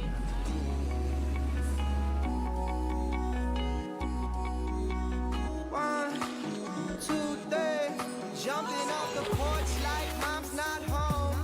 Tell me why the best things feel so wrong. Summer nights, love them how they take so long. Run with the feeling of being alive while we're jumping off the porch like mom's not home. Just a couple kids living on our own. Summer nights, love them how they take so long. Run with the feeling of being alive while we're still young.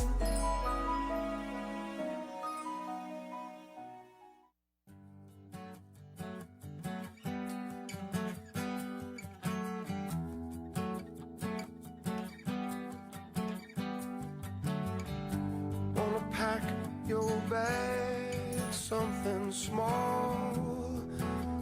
Take what you need and we disappear. Without a trace, we'll be gone, gone. The moon and the stars will follow the car. And then when we get to the ocean, we're gonna take a boat to the end of the world, all the way to the end of the world. Oh, and when the kids are old enough, we're gonna teach them to fly. You and me together could do anything, baby.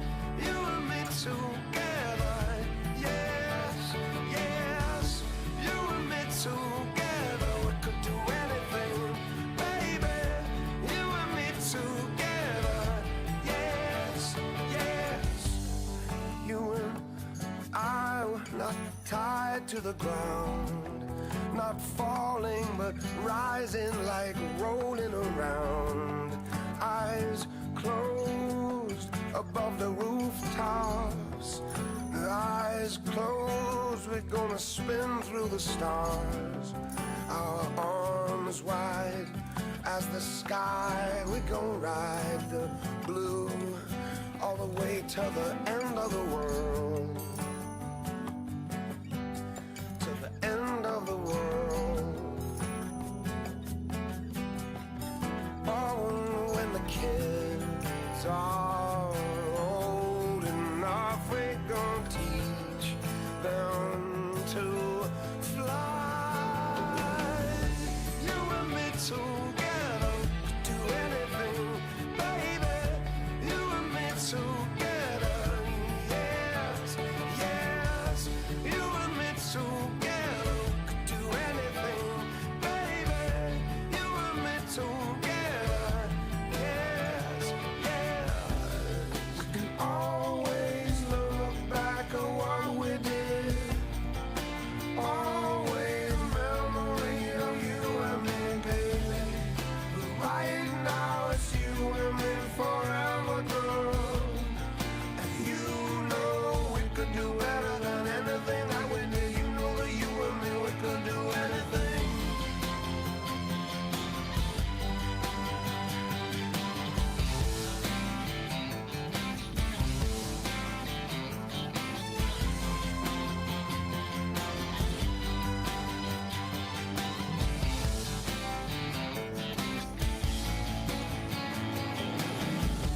You and me together could do anything, baby. You and me together, yeah, yeah. Two of us together could do anything, baby. You and me together. We've been mediocre. Burns half as long when it's twice as bright. So if it's beyond us, then it's beyond us. Let's see and decide. And I will still be here, stargazing. I still look up, look up, look up for love. I will still be here, stargazing. I still look up, look up, look up for love.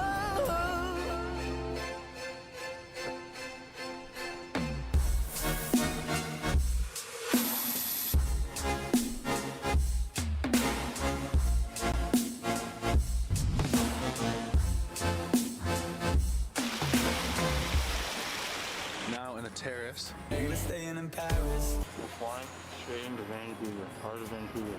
Yeah. Comfy, eh? Oh.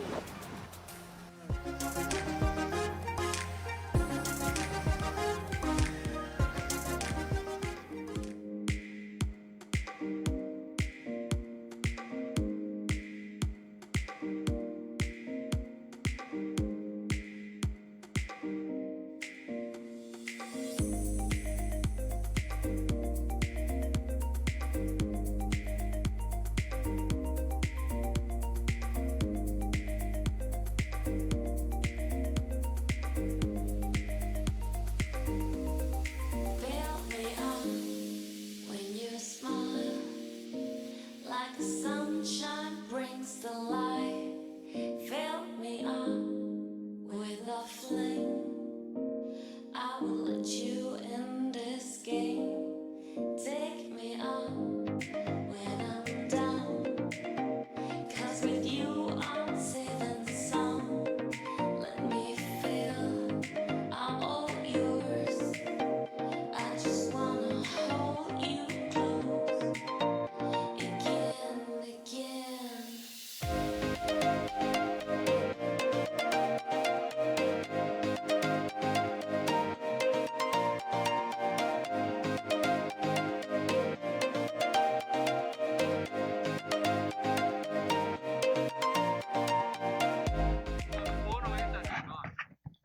Oh man, you're spinning it.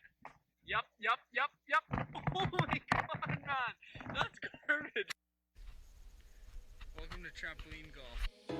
Crashing, hit a wall. Right now, I need a miracle. Hurry up now, I need a miracle. Stranded, reaching out. I call your name, but you're not around. I say your name, but you're not around. I need ya, I need ya, I need you right now. Yeah, I need you right now. So don't let me, don't let me, don't let me down. I think I'm losing my mind now. It's in my head, darling, I hope that you'll be here when I need you the most. So don't let me, don't let me, don't let me down. Don't let me down. Don't let me down.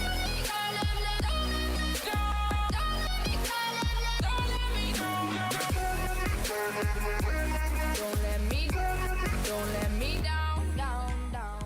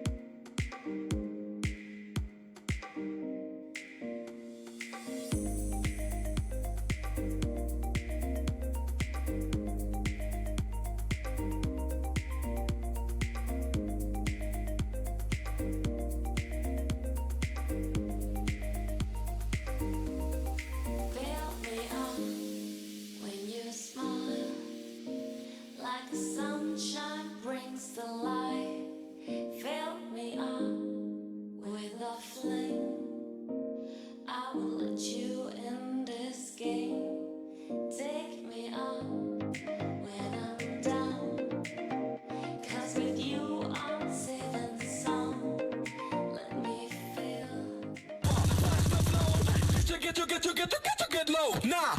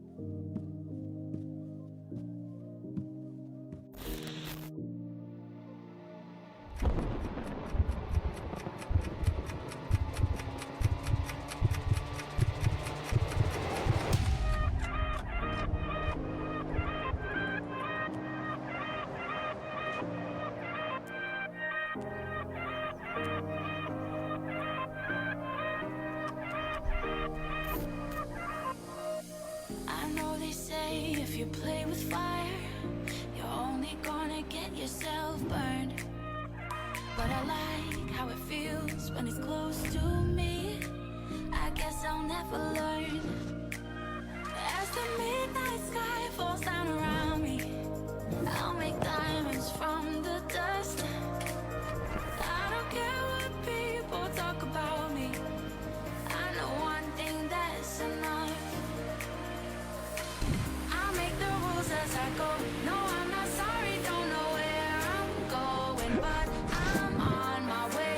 I make the rules as I go, ain't gotta worry, don't know where I'm going, but I'm on my way.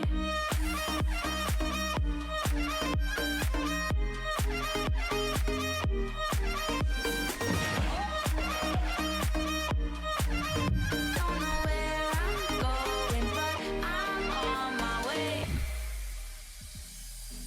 Of course, it was impossible to connect the dots looking forward when I was in college, but it was very, very clear looking backwards 10 years later. Again, you can't connect the dots looking forward. You can only connect them looking backwards. So you have to trust that the dots will somehow connect in your future, because believing that the dots will connect down the road will give you the confidence to follow your heart, even when it leads you off the well-worn path. And that will make all the difference. Like two parallel lines, never collide. Steady, I just keep on hoping that one of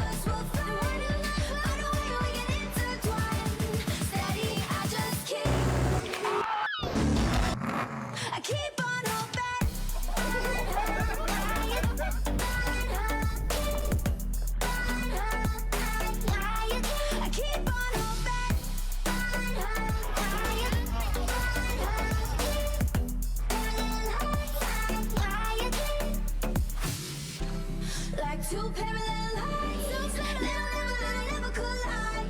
Stay, I just keep on hoping.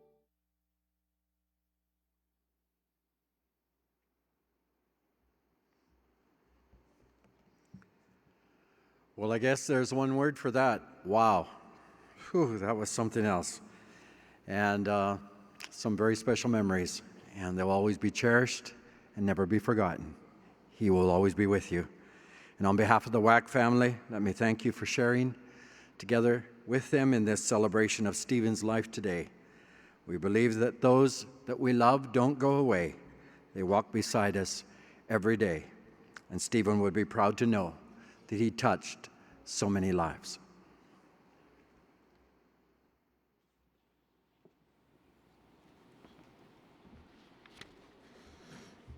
Four young men, very unique in their talents and their creativity and their love and the relationships they had and their humor, all of those different things. I'd like to speak on behalf of Humboldt and just thank you for the opportunity to have known them. Not just four hockey players, that's just a small part of who they are. They're four young men who happen to play hockey. And I'm thankful that we were able to share that and be able to get to know them in that way. Just to conclude our time together, I'm going to ask the siblings of Stephen and Jaxon and Logan. We miss these guys. And we want to just ask all their families and Parker's family to come and to share some thoughts as we close and conclude.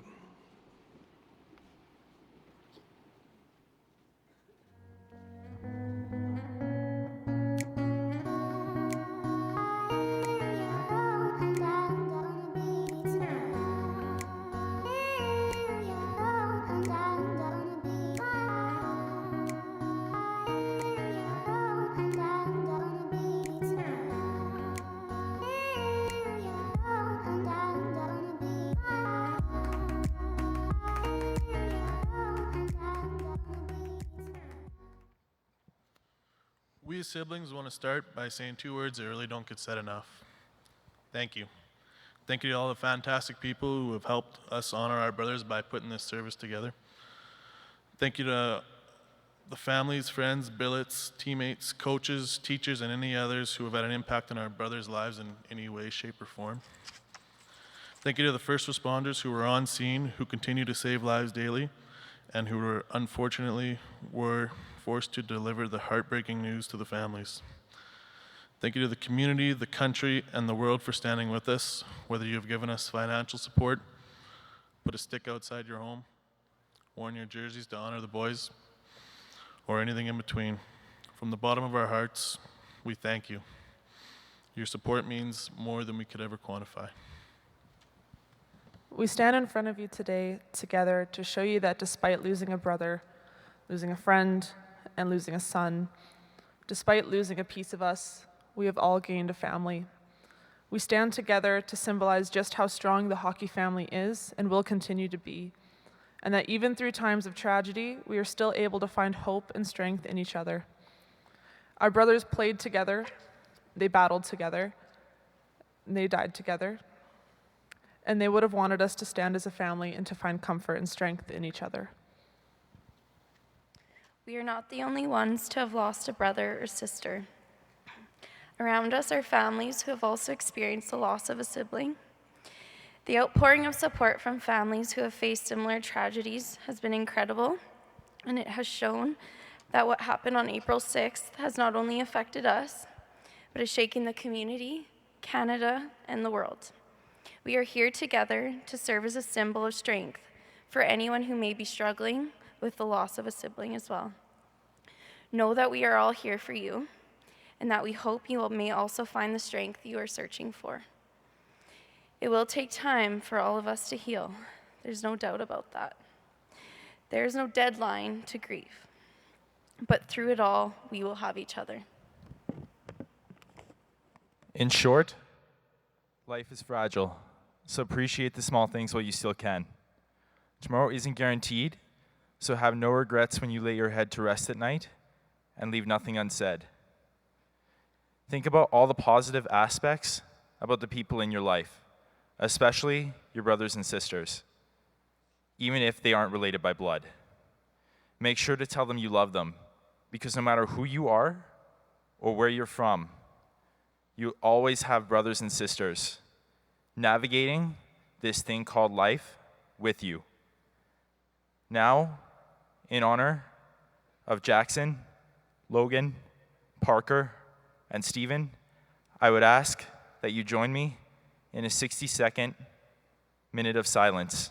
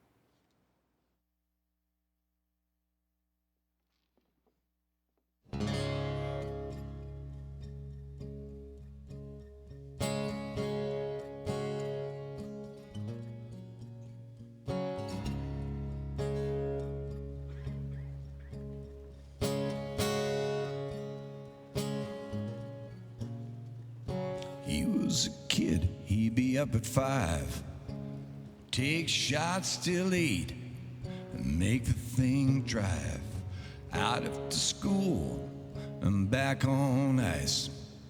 That was his life. He was gonna play in the big league.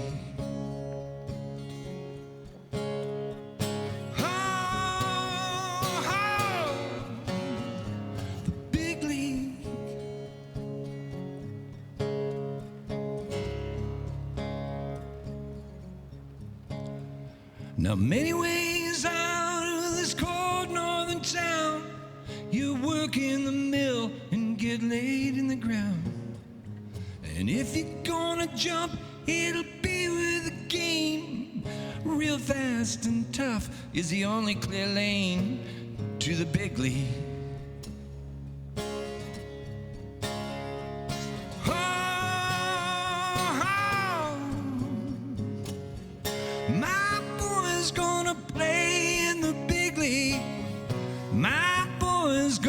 Turn some heads.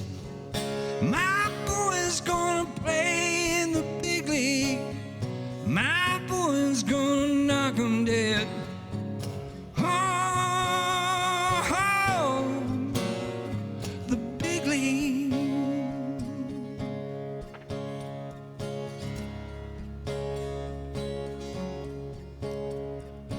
All the right moves when he turned 18.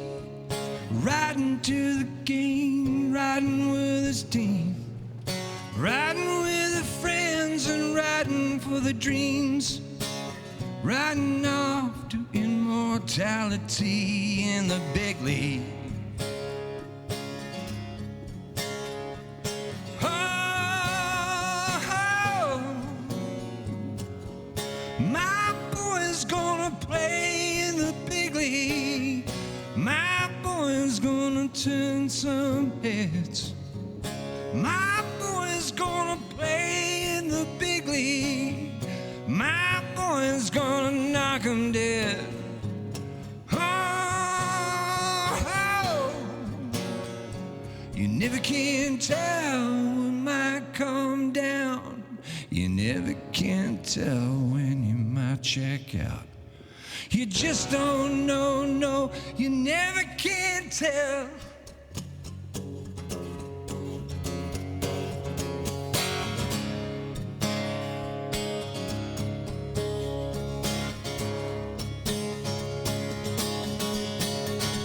Sometimes at night I can hear the ice crack. It sounds like thunder as it rips through my back. Sometimes in the morning I'll still hear the sound. Ice meets metal, can't you drive me down to the big league? Oh,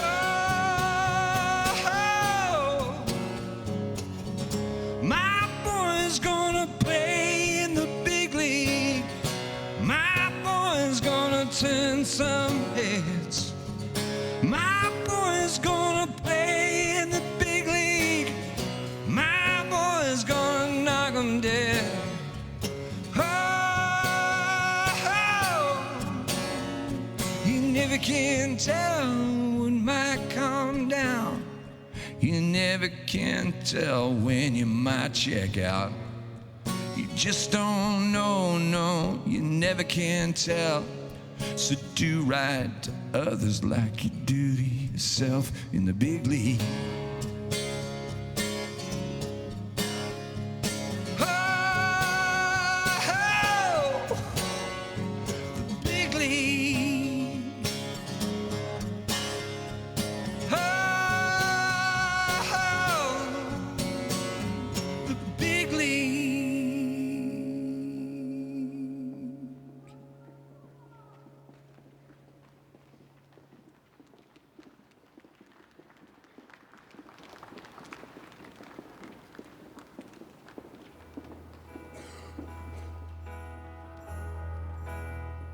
I sit and wait.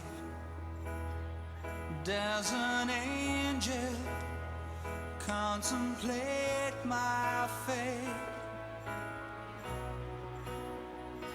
And do they know the places where we go when we're gray and old?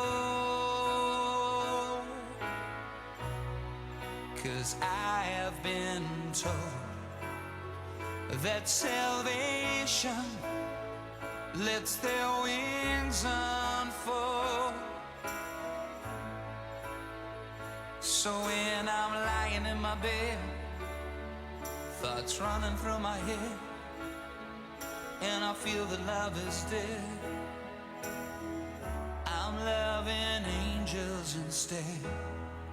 And through it, oh, she offers me protection, a lot of love and affection, whether I'm right or wrong, and down the waterfall, wherever it may take me, I know that life won't break me.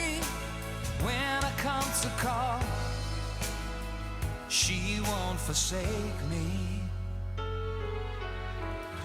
I'm loving angels instead. When I'm feeling weak and my pain walks down a one-way street, I look above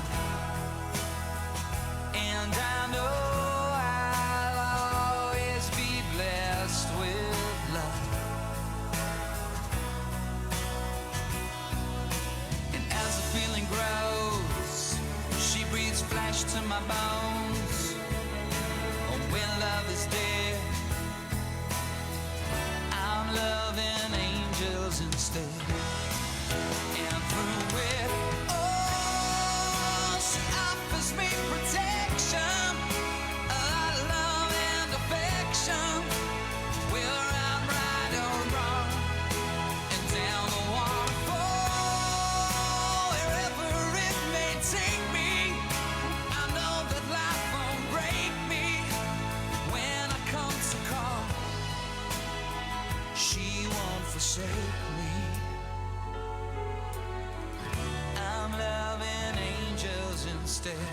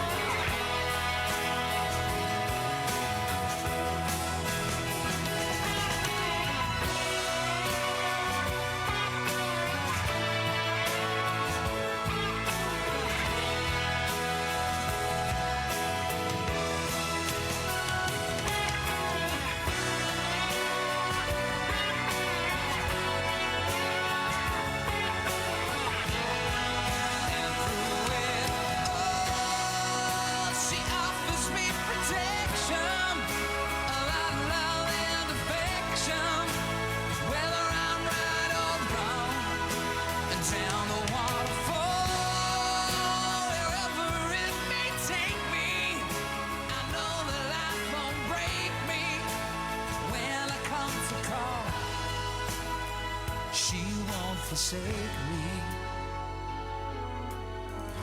I'm loving angels instead.